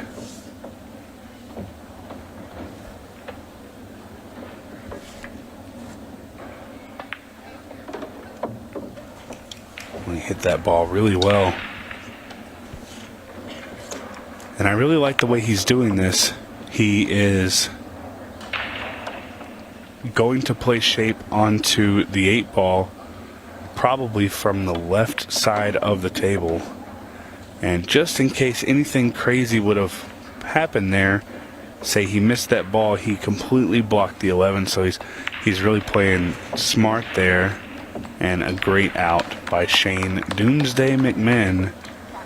He's going to take the lead here 3-2. And we are well into day 2 now. We are in the winners qualification round. The winner of this match will lock in their spot. It's the round before. The winner of this gets into the winners qualification round. My apologies. So win this match and you'll have an opportunity to lock yourself into the final 32. And it's a good match because if you win this one, then you've got the winners qualification match. If that doesn't go your way, you're straight into the losers qualification match. It almost gives you 2 chances then to make the last 32. So absolutely, if you lose at this stage, it means you just have that couple more matches to have to go and win. Yeah, and so we also have a juniors division that is well underway. Simon, I met a awesome young man earlier. His name is Axel. He is 7 years old. Been playing for 2 years. We had a 10-year-old on the stream yesterday, so that's absolutely. These kids, and he was the nicest, most humble kid I've ever met in my life, I think. So a little shout out to Axel. He plays his next match at 4. I'm going to have to go watch him play just to see what he can do. And the juniors event here, when we announced that there was going to be a juniors event, I was very, very excited because this is the future of American pool. Without these kids coming in here and playing these events, it could be a little bleak for seeing new players come in, but we have a pretty stacked field of juniors, 32 of them. Yeah, and it's a huge part of what Ultimate Pool USA want to do and what they're about. It's really important. And so for all of the kids out there that did enter into the juniors, good luck to you. I hope you shoot well. And Mark Dimmick here shooting well as we talk about it. He has an opportunity here if he can just make this ball. Yeah, just got to be careful. Going over the 6. Ooh. I get nervous for him going over that ball like that. This is all ball fouls, so definitely don't want to nick one and give up a silly ball in hand. He's in perfect shape here, though. Fairly natural route around the table from here. Good angle on the 14. And just keep it simple here. As simple as can be. And he'll be tying the match up.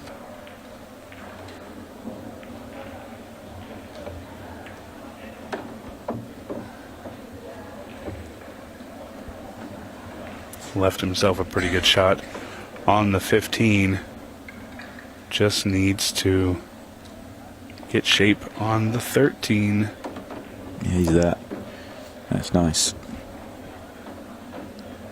And held a good angle.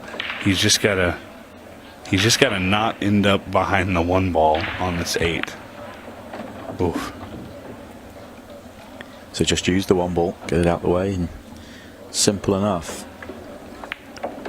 All square again. 3-3 this time. Good match. Both players have had their moments, of course, but overall, some good stuff out there. Solid 20 minutes or so. Half an hour just over to go. Race to 7. It keeps tight. I think we'll be fine. I think there have to be a couple of slow racks to have the match drop have any real effect on this one. Yeah, and I'm actually really impressed with how Mark has handled the lights and the pressure of the cameras and the crowd. He's played very well. I don't know that he's ever had any experience in an arena like this. I know Shane McMullan played in the Dream Challenge in Russia several years ago. So he has a little bit of that understanding of what the pressure is going to feel like and what the cameras do to your game. But Mark has really played well. Oh, huge break. That was hit nice. Nothing touching. I think the 2 closest balls have 2 to 3 inches between them. He should be able to really run this rack without any issue here. Opening shot always the most important. And the 8-ball does pass into the side pocket there. So you don't have to get perfect for the straight shot down the rail.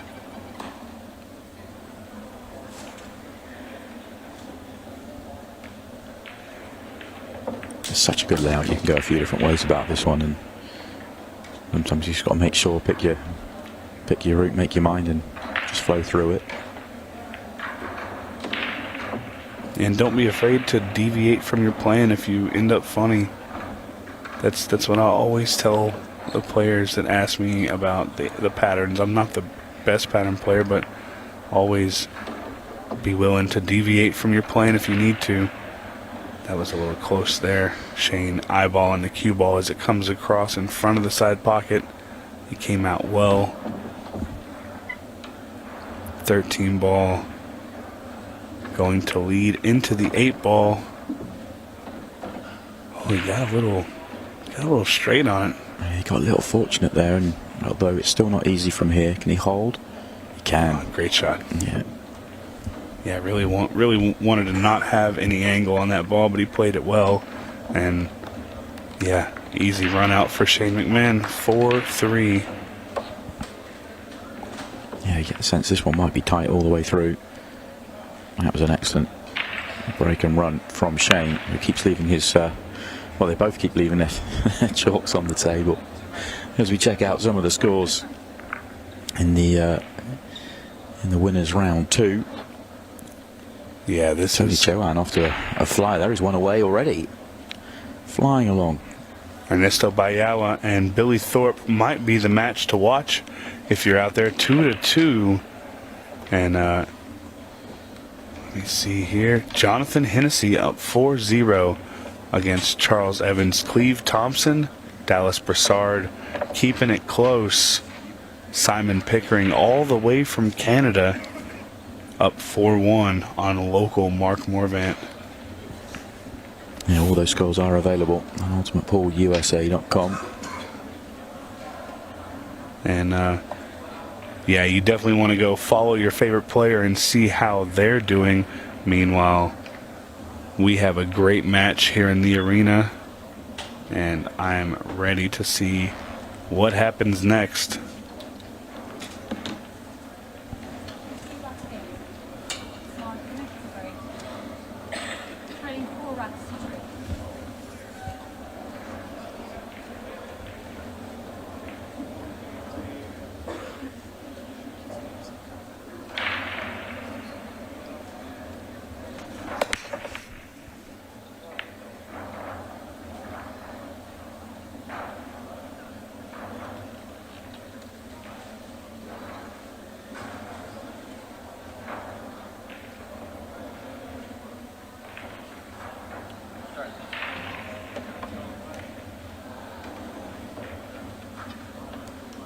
Well, and Shane McMahon here on the table.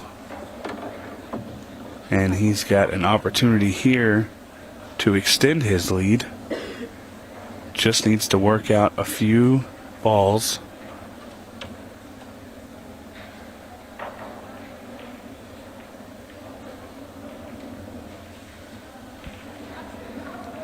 Really good opportunity.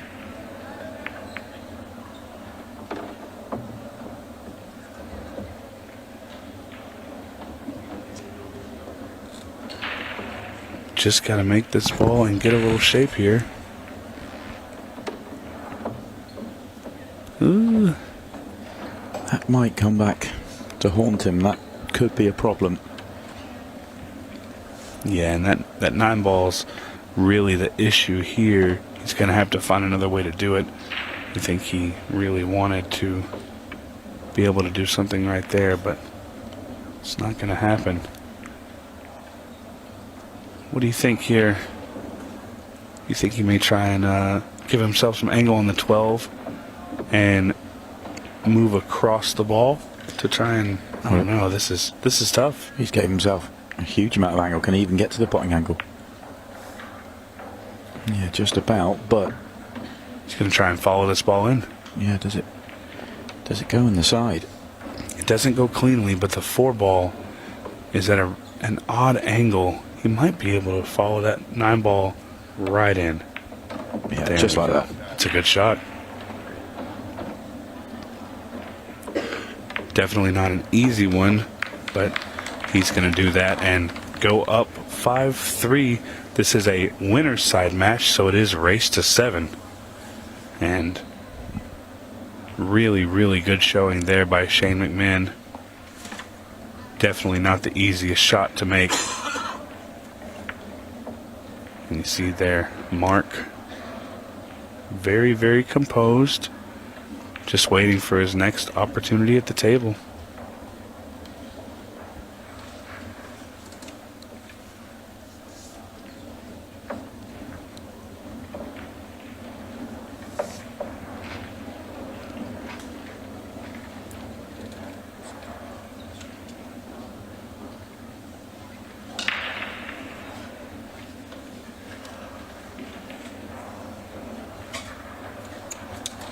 Shane's just stolen a little bit of a march on this match, hasn't he? He's just separated, and he's got the break as well, just to continue. Needs 2 more, but could be a big rack here if he can break and run again. Break the back of the match, you feel? Yeah, big opportunity here for Shane to... Oh, that last roll's not going to help him. He's going to have to do something extra to get to the hill here.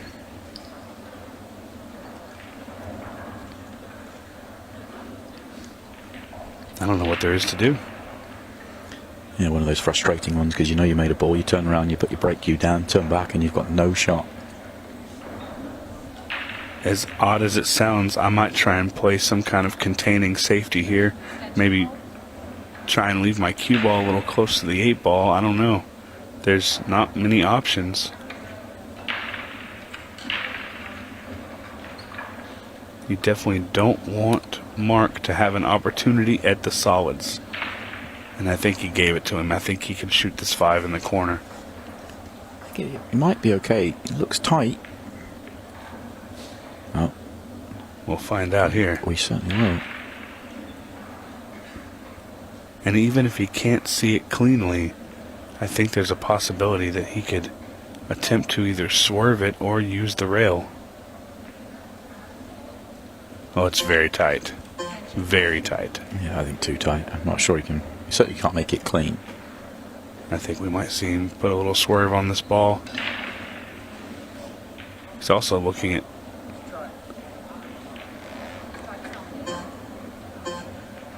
He's run out of time. Yeah, didn't make a decision and just... Wow, Oh, he will wow. take that. Oh, well, let's see this again. So he's made the ball. It's what is he attempting to hit is the question, because he must be you've got to pot the ball or the set that you're attempting to hit. So if his attempt there is to hit the stripes in the middle of the table, it doesn't matter that he's made the solid. Let's have another look here. It's a tough one. I think maybe it was a failure to call what you were intending. Yeah, I think that's exactly right. I mean, you've got to make, if it's not obvious, You must nominate. you've got to let your referee know that you're attempting to play a solid there. So good call by the referee staff there. Yeah, it's not a case of trying to... You don't have to call your shot. You don't have to say, I'm trying to make that ball in that pocket. You just have to, let the referee know you're playing solids here. Because if you'd hit, if you just have a bit of a hit and hope you hit a stripe and the stripe goes in, you can't. You have to make that call. It's Absolutely. You don't see that very often. It's very, very rare that happens. But in the situation he was in, he didn't have too many good shots. Yeah. He was having to go kick off the rail. Yeah. So absolutely a great call. Unfortunately, He's just had 2, hasn't he, in the match, really? Obviously, the faux pas earlier on where he essentially gave away the frame just by grabbing the balls and rolling them back, and then obviously failure to call there. Although he ran out of time in the end, he just hit the shot because the beeps were going. He wasn't really playing anything. well, and Mark Dimmick travels all around, so I don't think this will be the last time we see him in an Ultimate Pool USA event. He loves the game. He's got quite a bit of experience with it as well. So And he's had a fair showing here against Shane McMahon.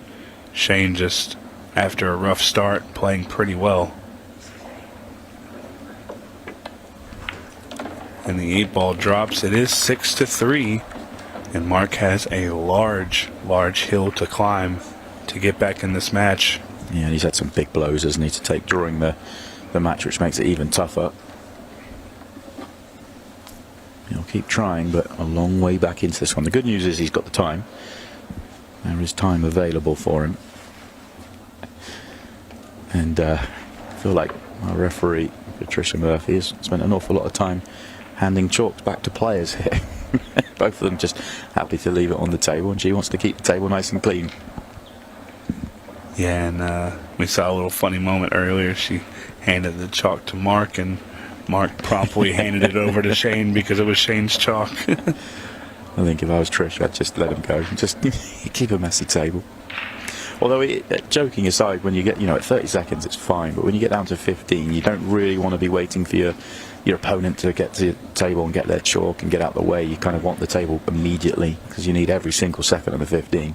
Well, and the other thing for me is if you were to attempt to move the chalk down the rail on a shot and it hits your hand funny, falls onto the table, touches a ball, that's ball in hand for your opponent. Yeah, it's just horrible. And it's an extra thing you don't want to be thinking about when you've got so much to think about on a short shot clock anyway. So it probably is the right thing. I love that rule. I really do. Not even really a rule, but no, just a standard. I love the standard. I love the dress code requirement. Everything here. I spoke with Kyle Ferguson, who is he's actually going to have a franchise of Ultimate Pool in Louisville, Kentucky, and he spoke last night about something that really kind of hit with me, is that he always wants to promote things that move the game forward, and that's why he chose to get in with Ultimate Pool USA, because he believes that it is moving the game in the right direction, and I'm with him on that. I think this is a great opportunity to do something unique in the United States. It's been a lot of fun so far. I think everybody that's been here and embraced it has enjoyed it. I mean, it's been great to see. Well, this is the first opportunity to go and win the match here for Shane McMahon. These are all there, and lovely layout. It's kind of weird how they're laid out. They're kind of in a row here, so he can just kind of shoot the ball, stop, shoot the ball, move the ball a little. It's pretty easy. And hats off to Mark Dimmick. Played a pretty well match, but I mean, just a few little things didn't go his way. You'll have to, well, assuming Shane gets out here, Mark will have to move into the loser side of the draw and try and fight his way back. He'll have to win, I think, quite a few more matches to get back to that last 32, but he's still fighting. But for Shane, he's 2 pots away from the winners' qualification section. Oof. That's not the best. I think I would have liked to travel around the table rather than try to hold that, but I'm not going to fault it. Let's see if he can cut this ball in and get the victory. Yeah, and it goes, and he does get the victory. Fascinating match. Some good stuff out there from both, but it is Shane McMahon that marches on. He's into the winners' qualification section. And Mark Dimmick will go back to the losers. He'll have a few more rounds to play. But Shane, just one more if he wants to get through to the last 32. We'll hear from him after the break, and 2 more matches on the way as well.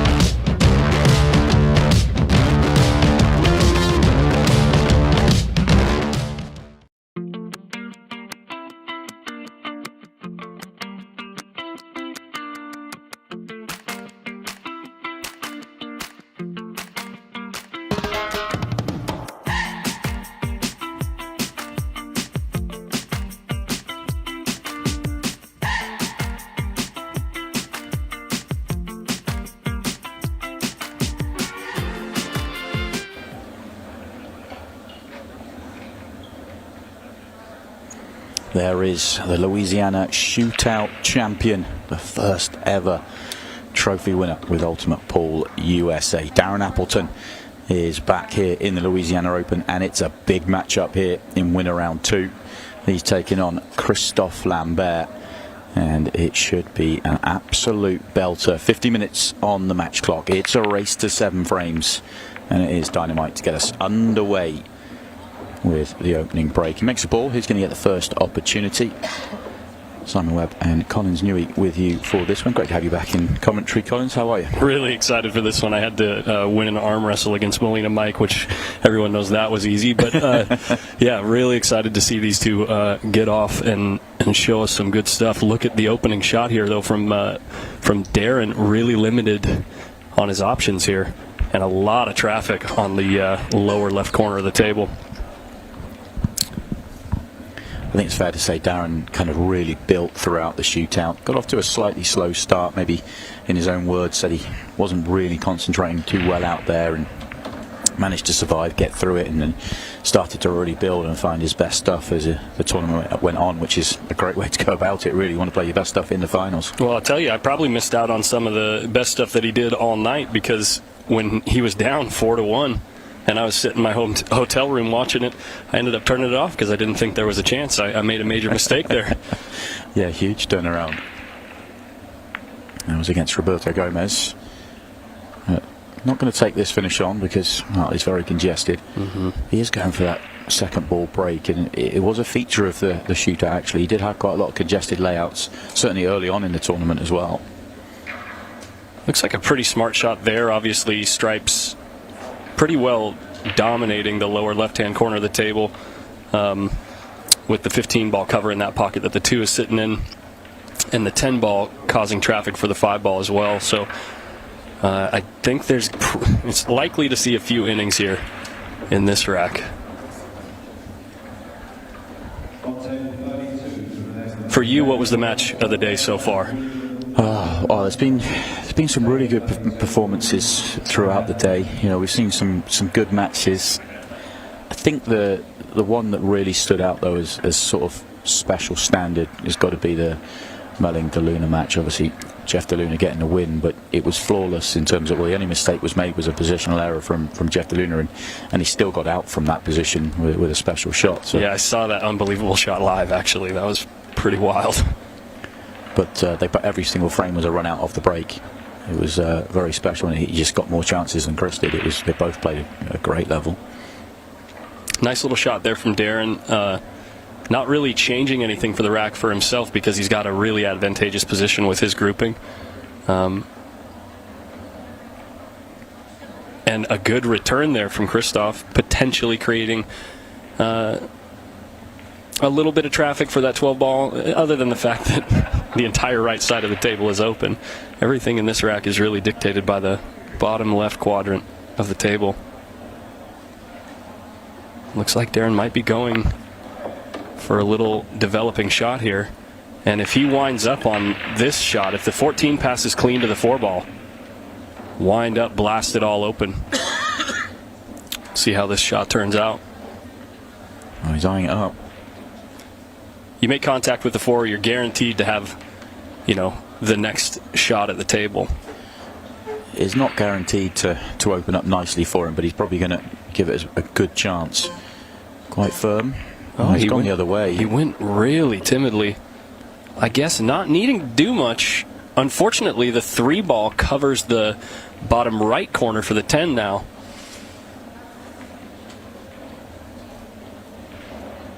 Wondering if there's some type of 3 ball combo that he could play with the 10 into the 4 and the 14, but then how do you guarantee another shot after that? Oh, he's opening things up here, playing a little rail first shot on the 14.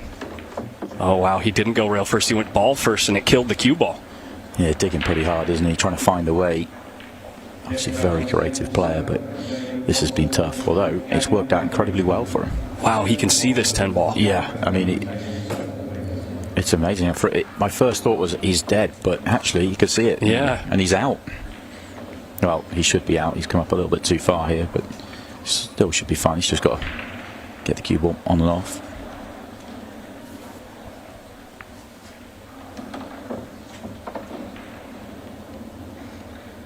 Wow, putting some good work to keep Christoph off the table there. Finishes the rack. No scratch here, no? Little kiss off the 2.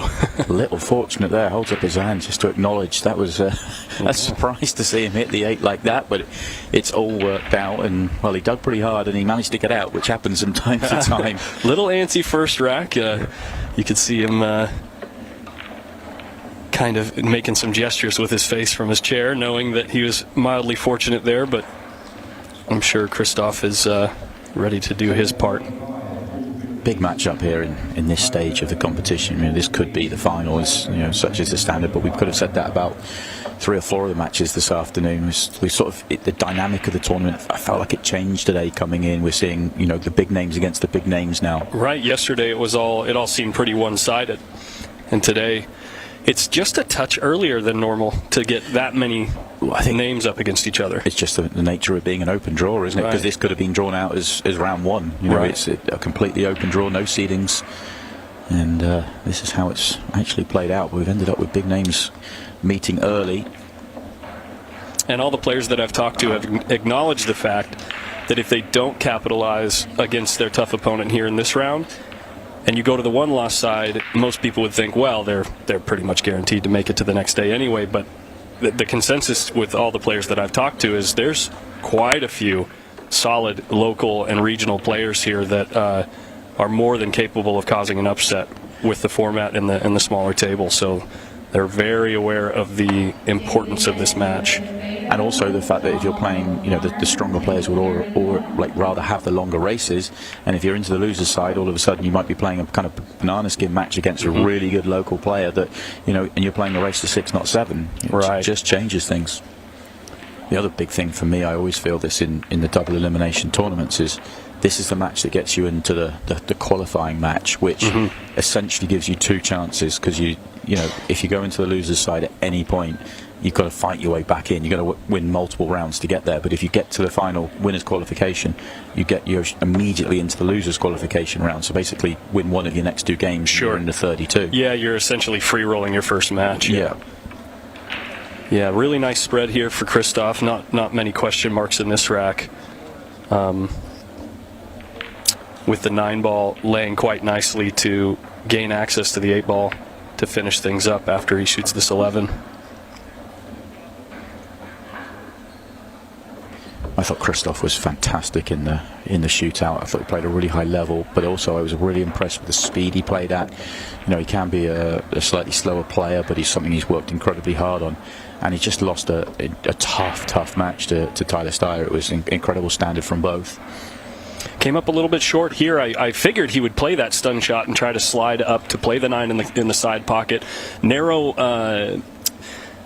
window for speed control on a shot like that, though, as you see the line of the shot from the side pocket and the cue ball coming across that line, speed becomes very important, and he came not even to the 50-yard line here. This is very tough. Very thin, barely even gets the 9-ball to move, but he hits it at the middle of the opening. Unfortunately, just too thin to get enough motion and enough energy into that 9-ball. Yeah, and very frustrated as he goes back to his chair. He will know he should have got out there. And when you're playing a great player like he is in Darren, those are the mistakes that can cost you. As I mentioned earlier on, we saw that brilliant match between Chris and Jeff and a couple of matches ago, and there wasn't a mistake in the match. Yeah, playing a guy like Darren, if you don't get out, the dynamite might go off in your hand, so to speak. Absolutely.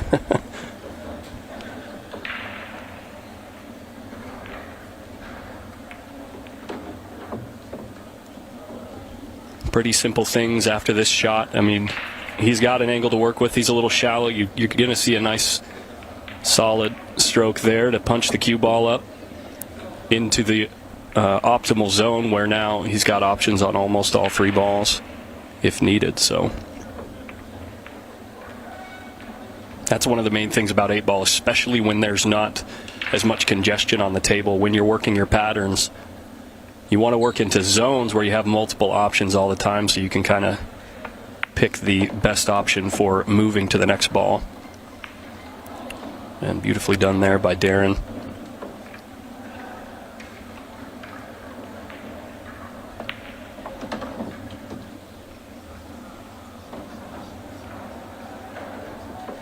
One last stun shot.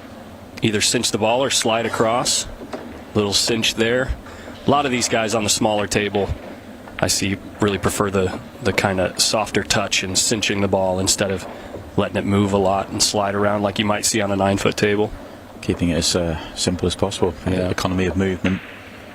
I haven't spoken to Darren since I interviewed him, other than in passing, as we have a quick look at some of the other scores going on right now. But I think he's won many titles in his career. Obviously 4 times world champion across 4 different disciplines. But I thought, so the shootout victory isn't going to go down as one of his, greatest ever titles, but look at the field he was in. It was an incredibly strong field.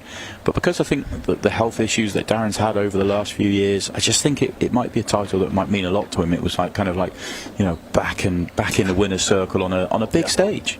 Yeah, certainly. Yeah, I was actually just recently today talking to him about everything that he's been through, and it's pretty astonishing to acknowledge that. I mean, his level of energy and his performance, even with the fact that, what he's been through in the last year or so, couple years. Yeah, it's great to see him back, doing what he does best. This is a better break than his first one. A little bit more movement, a little bit more power, but it still leaves that congested looking layout. Yeah, most of the balls on one side of the table, and but 2 balls down makes things a little bit easier to navigate through things. Obviously, the issue here being the 3-ball cluster up there, 6, 10, and 1, as well as a 3-ball cluster here on the spot, the 4, 13, and 12, making things a little bit interesting here. Yeah, I think he is eyeing up the solids. I think the solids at the bottom go. I think it's just the 1 ball, you say, that little cluster. But if there's a room to get to either the 1 ball or the 6 ball, he can kind of use that to deal with the other ones. I feel like that's the way he's going to go. Yeah, no problem to play the 4 ball in the side pocket on the side of the table where the 8 is laying. I believe there's room there and easy access using the 2 and 5 to get optimal on the 4 ball. Nearly run out of time there. Had to just bend over and just tap it because he used all his clock. Yeah, that's interesting clock management there, to realize that the first 2 shots here are very simple. So you can run down the clock as much as you need to make sure you gather all the information that you need to make sure you fall in the right zone here, because you know you're going to make the first 2 balls.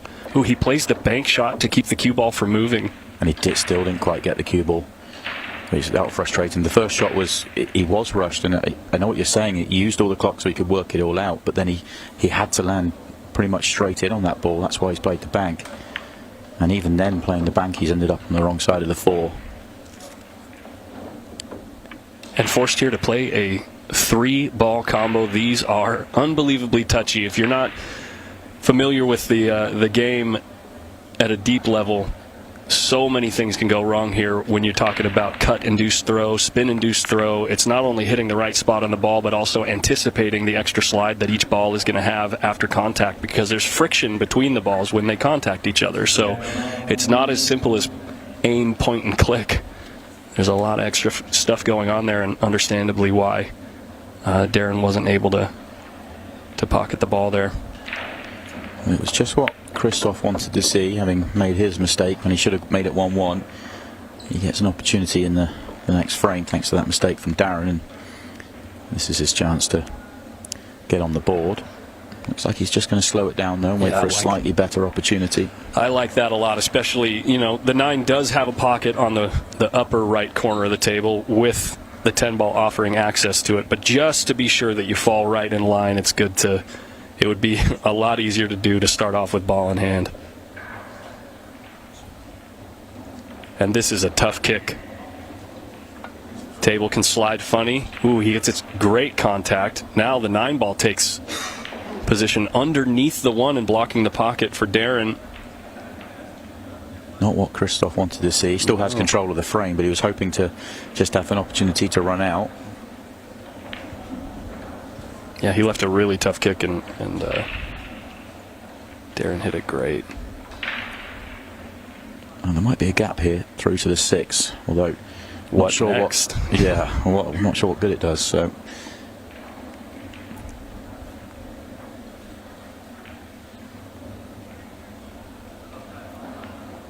yeah, and there's no real way to keep the leash on Christoph either, because if you leave an open shot that with access, a shot where Christoph can move the cue ball to any spot on the table, you can cause a lot of problems. What an effort that from Darren. That is creative. Tried to pot the six with the carom. Yeah, and that opening up the 1 in the same shot, and that is a brilliant effort, and it just stops a roll short. How about that? He didn't leave anything easy for Christoph either, and he's got the 6 laying over the pocket to add the pressure. That's going to work out okay for Christoph. Good pot, and rewarded with good shape. Even if he didn't have a shot on the 9, he's straight in on the 15 ball. And great opening here for Christoph to get on the board.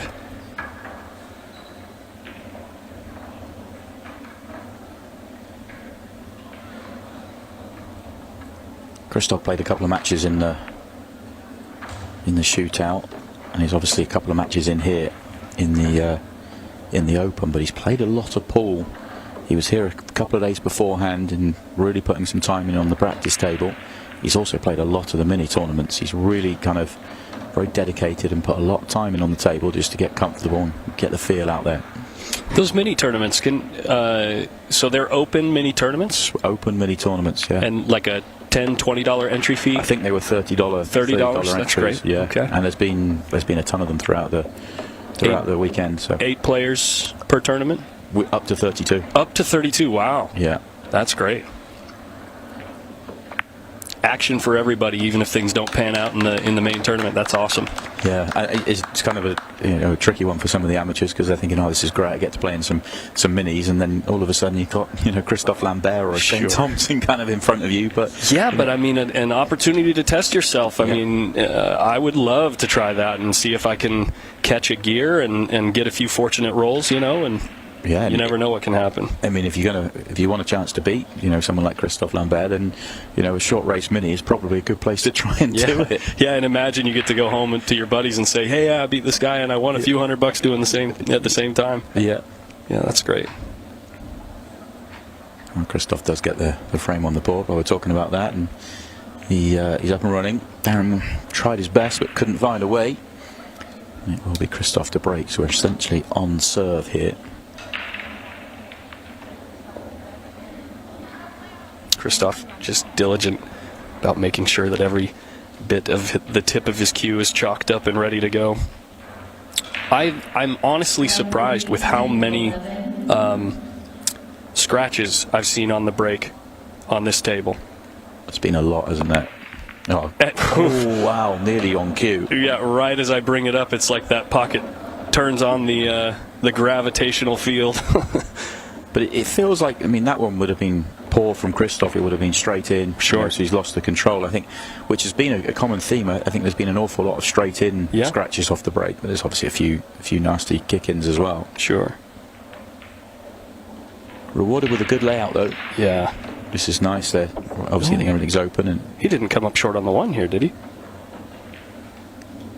Well, I think he is a touch simply because he wants to be on the 4 next, but is he straight enough? He is. He just nips it. And I hit that well.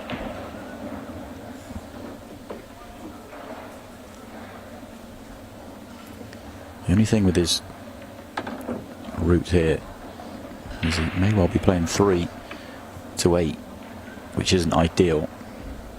Actually, sorry, excuse me. 8's very close to the 3. Ignore that. He's in great shape. Other than the fact he's left himself a little bit too much angle. Yeah, it would have been nice to shoot the 7 in the lower right immediately after this shot, but he actually took a look at shooting the 7 ball first and seeing what type of angle he'd be left with on the 5, but this is an interesting bridge he's using. Elbow down on the table with a 3-foot bridge. Slices the 5 ball down the rail and uses the 14 ball to hold the cue ball. Still not the best of angles. He just has to be clever with the cue ball here. Just control it. Maybe target the 13 ball. Yeah, I was going to say the tangent line, which is the natural path for the cue ball to follow when it's sliding upon contact with the object ball. The tangent line is pointing just on the bad side of the 13 ball. So if he overcooks this ball or doesn't let it get any forward roll on it, there's a little danger of being snookered here, but he finds a good line and goes smack into the 13 ball. Great shot. And you're absolutely right. He caught the top side of that. It was only another touch to the left as we look, and he would have been in trouble there. So controlled that really well.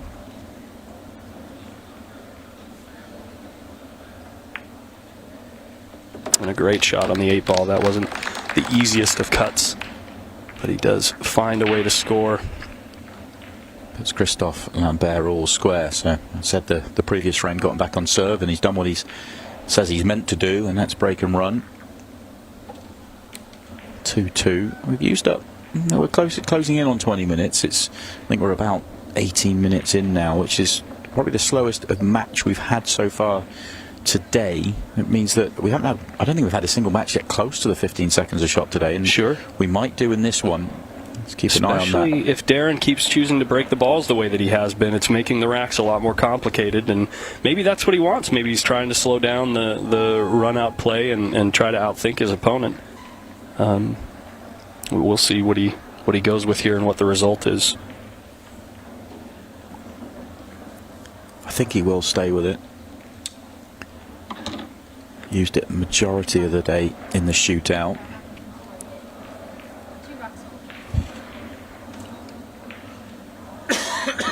Now, is he breaking from the same side here that he has been? I think he's changed a little bit. I think all three in this one have been from here, but I think he has been on the other side during the shootout. Wow, a couple of kisses in the middle of the break there from the object balls, and they open up evenly across the whole table. A ball just flew in that top left corner. And it's a great break from Darren Appleton here. You can go either way here and have no issues at all. Yeah. When I break like this against Mike, I say, free money.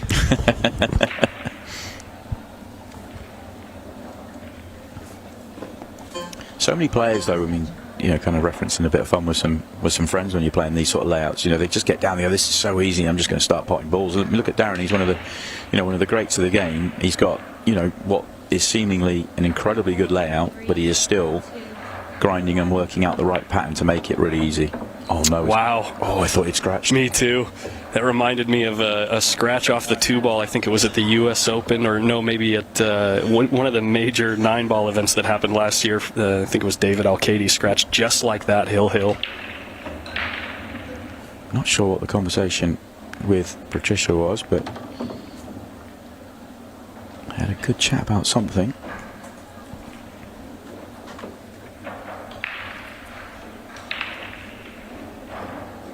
Going with the solids here, just checking out how he can use the 2-ball to get back up for the 5 and 6. Looks like just a slight roll gets him into roll position on the 2-ball.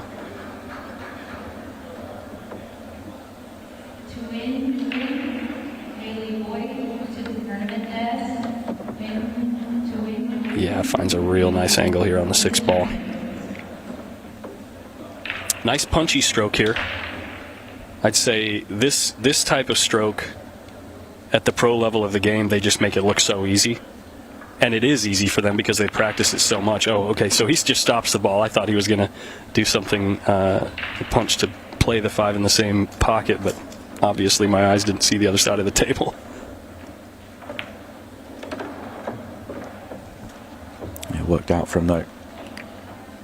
This 8-ball go back in front. Nicely done. Trading break and runs. Darren Appleton gets himself 3-2 in front.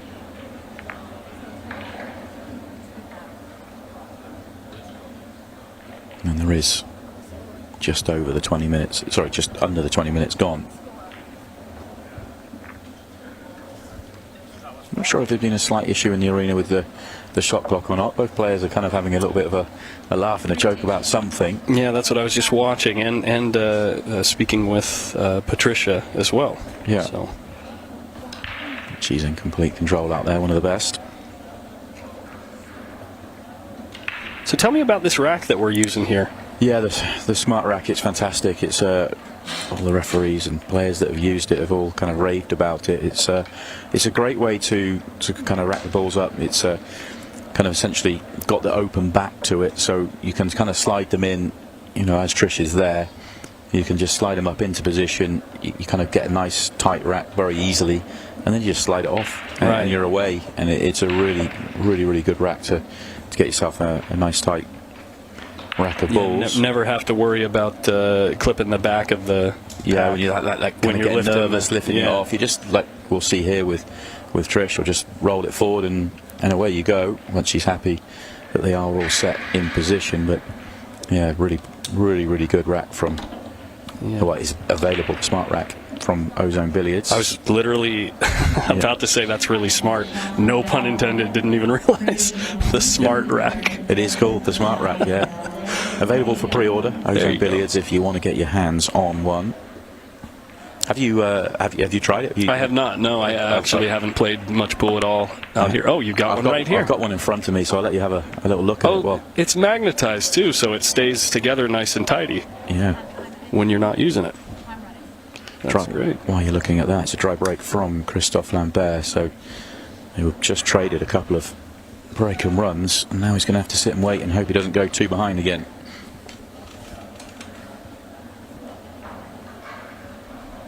Wouldn't be surprised if Darren just decides right off the bat to play either the 7 or the 13 way up table right now. Although when he does it, it will be slightly awkward bridging. Won't need to do too much with the cue ball, so it's just a case of make sure of the pot and get the cue ball back out into the open. Whoa, potted it a little wide. But it works.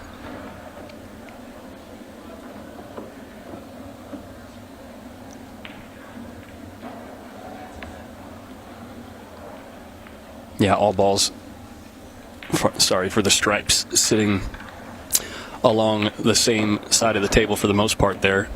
Keeps things pretty simple for the cue ball as long as you negotiate the 4 and 5 and keep it in mind that they could get in your way.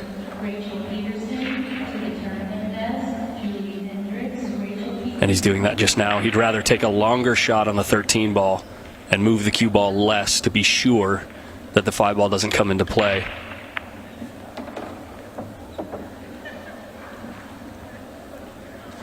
Smart play there from Darren. I believe using the 10 ball here after the 13 to gain position on the 9 ball in the left-hand side pocket as long as the 9 ball doesn't pass the 8 into the lower right, or maybe play the 9 up table he just glanced at.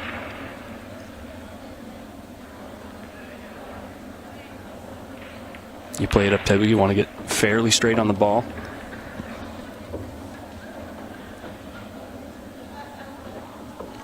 And one last minor tester of a shot, and should be home scot-free. Oof, wow. Again. Holds up his hand to apologise. That used every single part of that pocket. I thought he'd missed that. Me too. Be honest. I thought he had flat out missed it when it was moving through the center of the table. And also, that was straight into Christophe Lambert's corner. Right, as he's watching it going towards the pocket. Yeah, right. He must have thought he was getting to the table there, which you shouldn't really get too worried about what your opponent does, but you can't help but kind of notice that sort of thing when you're sat there watching on. Just adds to the frustration for Christophe. It's all good for Darren, though. You can actually see a little bit of acknowledgement from both players right now about the situation there at the end of that rack. Yeah, nothing Christophe can do there. Just has to wait. Still needs some opportunities to get. He's only 2 behind. He's been 2 behind before. Darren still needs 3. There's still plenty of time in the match. It's no panic at all. It's just at the moment a game of chances. Been a good afternoon though. We're back this evening, 7 o'clock, with plenty more games. We'll be showing you winners' qualification matches tonight. That is players trying to get themselves into tomorrow morning's last 32, getting themselves into the money as well, which is always nice. The players that we're seeing here, they're not here for last 32s, they're here for the title. Do we have any teasers, any ideas of who's going to be playing? No, because the winners round 2 that we're watching here, some matches still in play, so the matches will be selected over the course of the next hour or so. Alrighty. There are some good matches in that round. I made a little glance through, but we'll have to wait and see what's selected. Same style break from Darren. Similar amount of congestion on the table, but the way that the balls have clustered together, there's still opportunities, I think, from both groupings here. Andy's made a ball. It's not going to be easy, but definitely possible to convert here.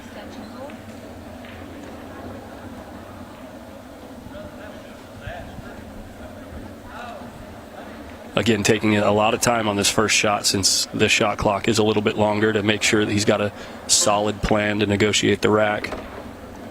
And even if he comes up short of a window on the 6 ball here, he can play a combo. Yeah, the only problem if he did play the combo is he could put the 7 in a tricky spot, so he wants to try and avoid it, and he's got the 1 to allow him to do just that.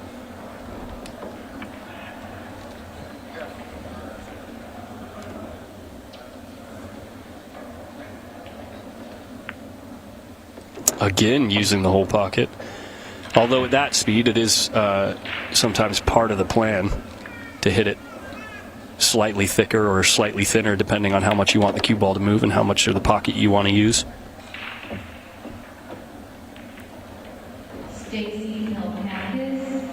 Similar idea here. If he doesn't want the cue ball to move a lot, he might catch the point on the way in, but if he'd like it to move more, he'd aim for the cue ball to go clean.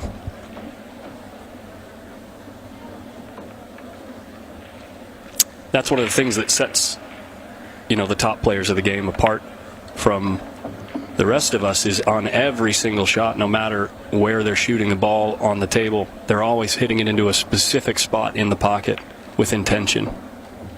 And that's how they get that pinpoint cue ball. Yeah, you can manipulate the pockets by such a margin. You can kind of do what you want, really, if you're precise enough to do it, rather than you're not just making a pot. Yeah. When one of these guys has, you've heard the phrase, when the cue ball's on a string, they're actually cheating the pocket from sometimes 5-6 feet away to make sure they get exactly the amount of energy in the cue ball to get where they want to go. It's unbelievable, really. The fact that they can do it with such regularity. Christoph just helping Trish get ready for the next rack. He's going to be his break, and, well, he needs a ball. He's just had to sit there and kind of watch 3 straight go without really touching the table. And once he got himself back to 2-2, he was hoping to try and enforce himself on the match even more, and he's not been able to play any more pool. So a big moment for him, really.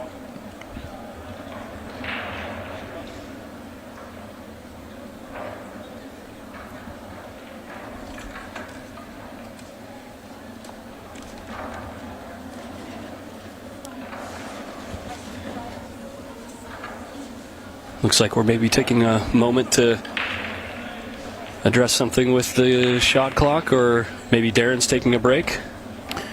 Yeah, Darren just walk out the arena. I'm not entirely sure what that's for, but he's in a comfortable position if he wants to take a bit of a break. 5-2 in front against Christophe Lambert. As we have a look at some of the scores going on, this is matches, I think the junior section's underway. Some of these matches are, so we've got a variety of sections playing at the moment.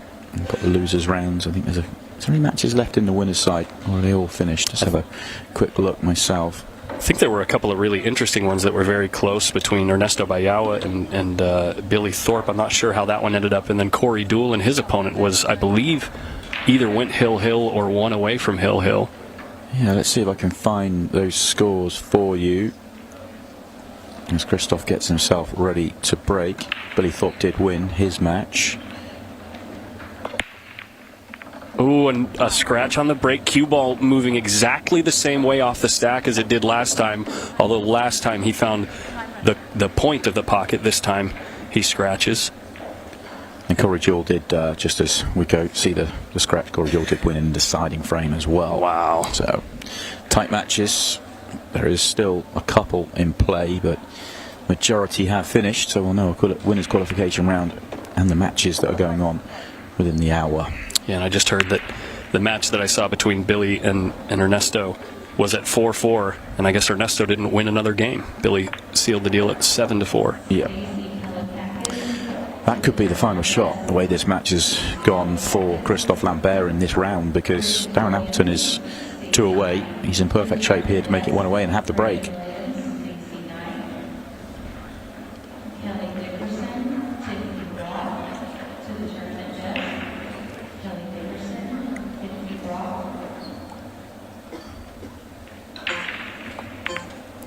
Interesting shot there to take such a thin cut on the 15 ball and use the 5 ball to manage ideal position on this 11 ball on the side to open up the cluster involving the 14.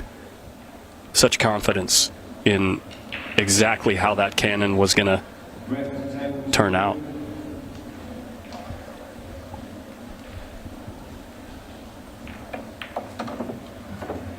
It looks like the 14 goes clean. No problems at all. Well, Knight would want to leave a good angle, though, to come down for the 12, to then go back up for the 8 ball. So, not absolutely certain yet, but he's in perfect shape, really.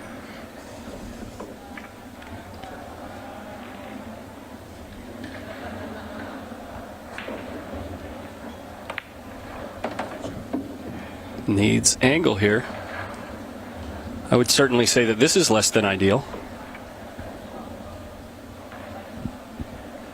It is possible to swerve the cue ball a bit on the way to the 12 or maybe play rail first.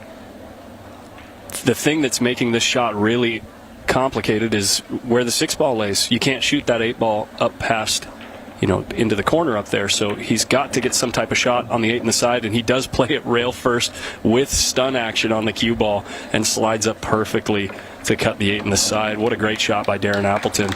Major surprise to see him have to come up with a big shot, because he got a lot further down the table than I thought he'd even try. Sure. But good enough to come up with a big shot and get it done. That's what can happen when you're drawing the cue ball. It's sometimes very difficult to judge the exact speed. Yeah, I'm just scanning the winners qualification section. A couple of matches jump out at me. Billy Thorpe plays Chris Reinhold, and Corey Jewell plays Shane Thompson. They're a couple of really box office matches. That's a rematch, right? Corey and Shane Thompson? Yes, they did. They had the 6-ball shootout in the shootout as well. It was absolutely. Corey played a great shootout, and Shane came out on top. And another match actually catches my eye. Jonathan Hennessy takes on Tony Chohan. That could be another big game as well. Yeah. So some good matches out there.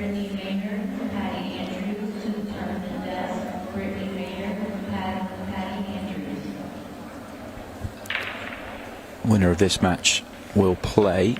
Let me just try and find it again. Joey Barnes in the next round. All these scores, all these matches, they're all available. UltimatePoolUSA.com. Go to live scoring, and you can see every result from every tournament here in Louisiana. It's a very clean layout, very easy to use, and easy to find the information you're looking for. Good work, whoever you guys had put that together. Yeah, it's a big team at Ultimate Pool. There's a lot of people involved, but yeah, it's great. Dry break from Darren, though. Just a sip of a breath for Christoph here. Well, Christoph has sat and watched 4 straight off the break for Darren and had to take it.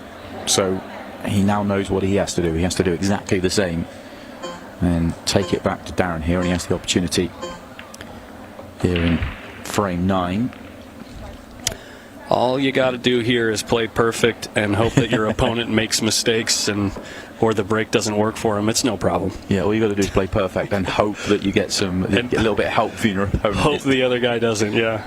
But the thing is with great players, you've like Christophe Lambert has run 5 racks off the break on the trot many times in his career. It's just when you have to do it and you need that help from your opponent, it's not that easy. Look at him moving the furniture here, trying to break out the stripe that was on the bottom rail next to the 2-ball, trying to do a lot of things with the same shot, and a pretty risky play, a little gambly there, and you're seeing the worst end of it, I'd say, with the way things turned out. Got to watch the foul here. Really nicely struck, but doesn't get enough energy into the 11 ball. Oh, and it is a foul in the end. No rail. I didn't even notice he didn't hit a rail. Yeah, and that will give Darren the opportunity to go and win this match, although he's got some problems here at the bottom end. He may not even be trying to go here. Yeah, just leave the cue ball on the short rail. Take the 5 ball is going to want to roll towards the pocket after the combo there, and you leave almost nothing for the stripes unless the 10 is cuttable in the side.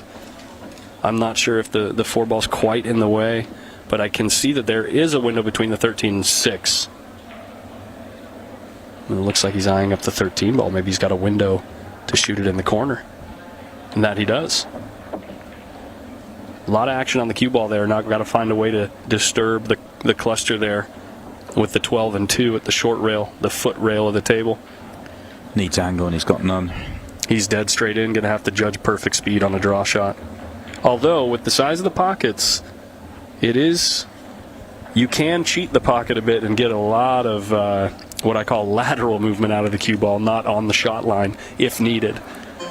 Yeah, I just felt he needed an angle to be able to come down and break out the 12, which he can't really do from here, even if he did use the pocket.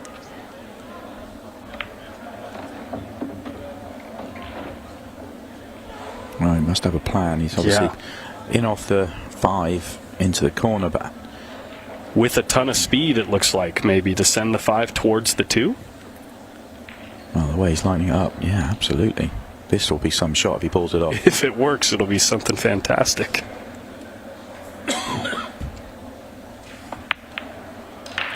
Yeah, got way too much of the 5. And to be fair, it was a lot to ask, but he was in one of those spots where you gotta go. Those are the sort of spots when you're with your buddies playing a few racks, you kind of, it's entertaining, it's Sure. fun. You kind of like, right, I get to come up with something crazy here. And if it works out, you get a style on your boys. Yeah, exactly. But when you're playing in a big tournament, it's not what you want at all. No, not at all.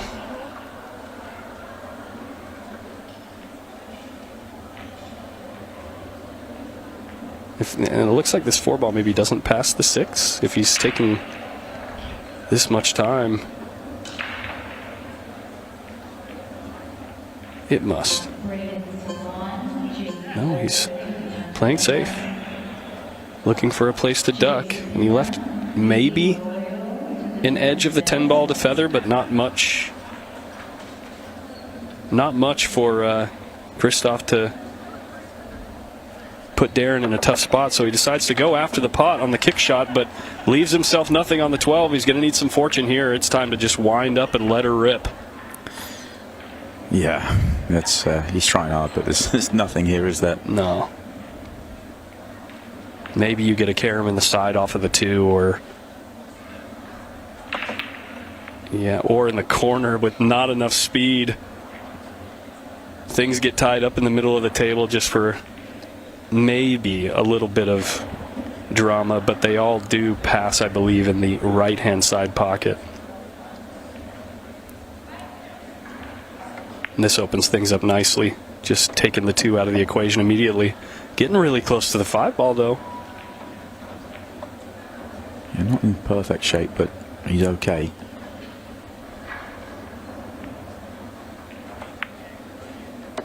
Nice cue ball there. Kills it nicely off the rail. All the options in the world here as far as where to lay the cue ball for the next shot.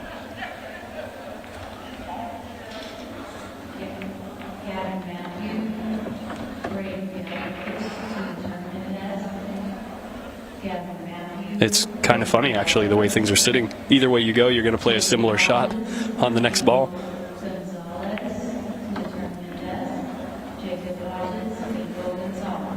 Yeah, he's in absolutely perfect shape here, and this should be job done for him. Moves him through to the winners qualification stage. Christoph's going to have some work to do. He's going to have to go through to the losers side. He needs to get through a couple of rounds to get back into that loser qualification match.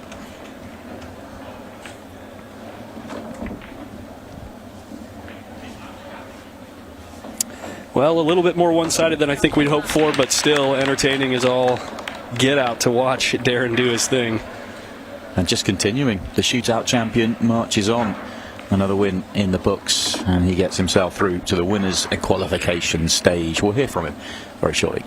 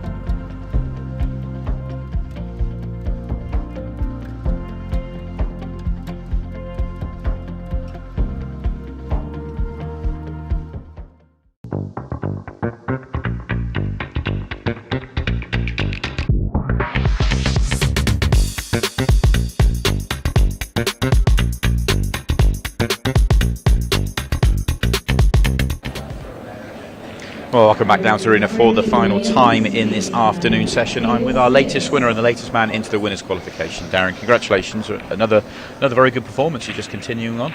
Yeah, I played well without feeling good. Didn't put the cue ball where I would like, but I managed to get out, and that's the key really. Just make sure you get out. But yeah, I mean, a few finishes there, I could have controlled the cue ball better, but that's just coming a little bit cold. Didn't hit balls before the match, which was criminal really. So just lucky really that the table helped me out. Just shows you the levels that you guys and yourself in particular can play at. The fact that you know from 2-2 you ran 4 straight off the break, but you still didn't feel like you were quite on point.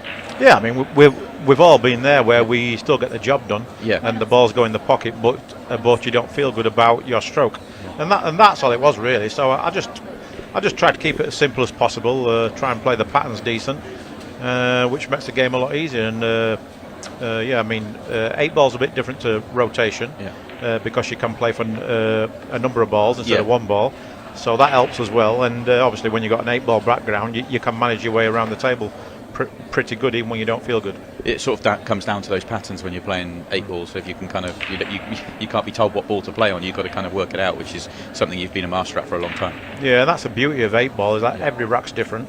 But yeah, I mean, when you've been playing a long time, you just manage your way around the table probably a lot better than most. So that's a big benefit, that your B game and your C game can still get the job done. I just want to ask you a little bit about the shootout victory the other day. Obviously, so many people pleased to see you get back and win something like that.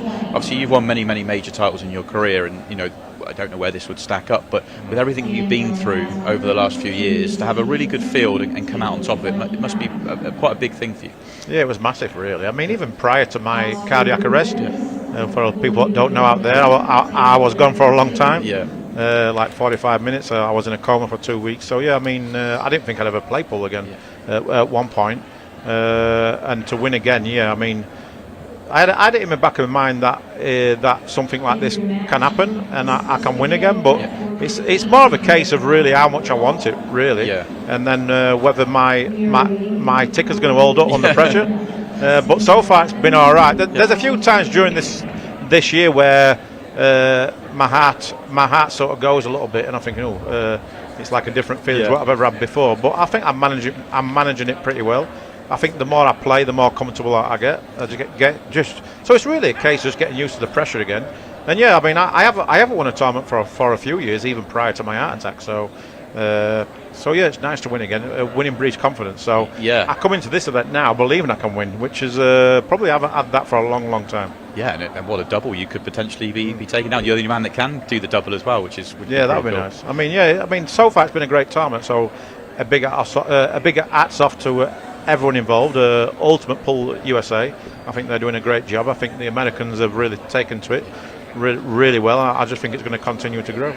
Well, thank you very much, and congratulations on your success. And we get to see you in the winners' round a little bit later on as well. But cheers, congratulations. Cheers, and we will leave you for a couple of hours now. We'll be back at 7 o'clock for some winners' qualification matches. We'll find out our final 32 by the end of